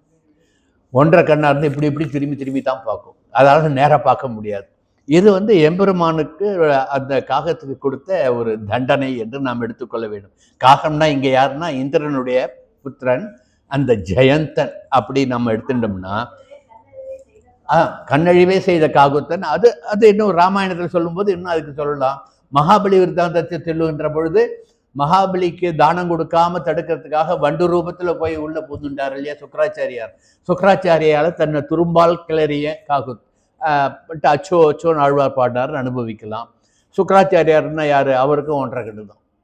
ஏன்னா தானம் கொடுப்பதை தடுத்தார், அதனால அவருக்கு ஒரு கண்ணு போச்சு. இப்படி புராணத்துக்குள்ள போயிட்டே இருக்கலாம். எதை சொல்றது எதை விடுறதுன்னு நமக்கு கொல்ல கொடுத்து கொண்டே இருக்கும் புராணம். கொல்வதற்குத்தான் பாத்திரம் இல்லை. அப்படி அனுபவிக்க வேண்டும். ஏற்ற கலங்களாக நாம் மாறணும். அதுக்கு ஏற்ற கலங்களாக நேரம் இருக்கணும். இப்பயே நேரம் அதிகமாயிடுது. இப்படி நாங்கள் தோற்று வந்தவர்கள் அல்ல, எதிரிகளை போன்று தோற்று வந்தவர்கள் அல்ல, நாங்கள் நோற்று வந்தவர்கள், நோன்பு நோற்று வந்தவர்கள், போற்றி வந்தவர்கள் என்று சொல்லி போற்றியாம் வந்தோம். நுயிர் நுமது என் நிலை வேர் முதல் மாய்த்து இறை சேர்மின் உயிர்க்கு அதன் நேர்நிலை என்று நேர் இல்லை என்று திருவாய்மொழியிலே சுவாமி நம்மாழ்வார் அனுபவித்ததை இங்கு சொல்ல வேண்டும். தன்னுடையது என்ற எண்ணத்தை வேரோடு கிள்ளி எறிந்துவிட்டு பற்றிலையாய் அவன் முற்றில் அடங்கியவனாய் போய் எம்பெருமானை சரணடைந்தால் போற்றி யாம் வந்தோம். அதுபோன்று நாங்கள் உன்னை போற்றி வந்திருக்கின்றோம். எப்படி வந்தோம்? உன் புகழை பாடி பரவி புகழ்ந்து வந்திருக்கின்றோம் என்று இந்த பாசுரத்தினுடைய சுவாபதேச அர்த்தத்தை எந்த அளவிலே பூர்த்தி பண்ணுகின்றேன். உத்தர வேதிக்குள்ளே உதித்த அருள் தரும் வரதனை பேரருளாள பெருமானை நினைத்து வரந்தரும் வரதனை பணிவோம் என்று போற்றி யாம் வந்திருக்கின்றோம். எங்களை அருளேலோர் எம்பாவா என்று பிரார்த்தித்து இந்த சுவாபதேச அர்த்தத்தை எந்த அளவிலே பூர்த்தி பண்ணுகின்றேன். ஆண்டாள் திருவடிகளே சரணம். கவிதார்க்கிக சிம்மாய கல்யாண குணசாலினே ஸ்ரீமதே வெங்கடேசாய வேதாந்த குரவே நமகா.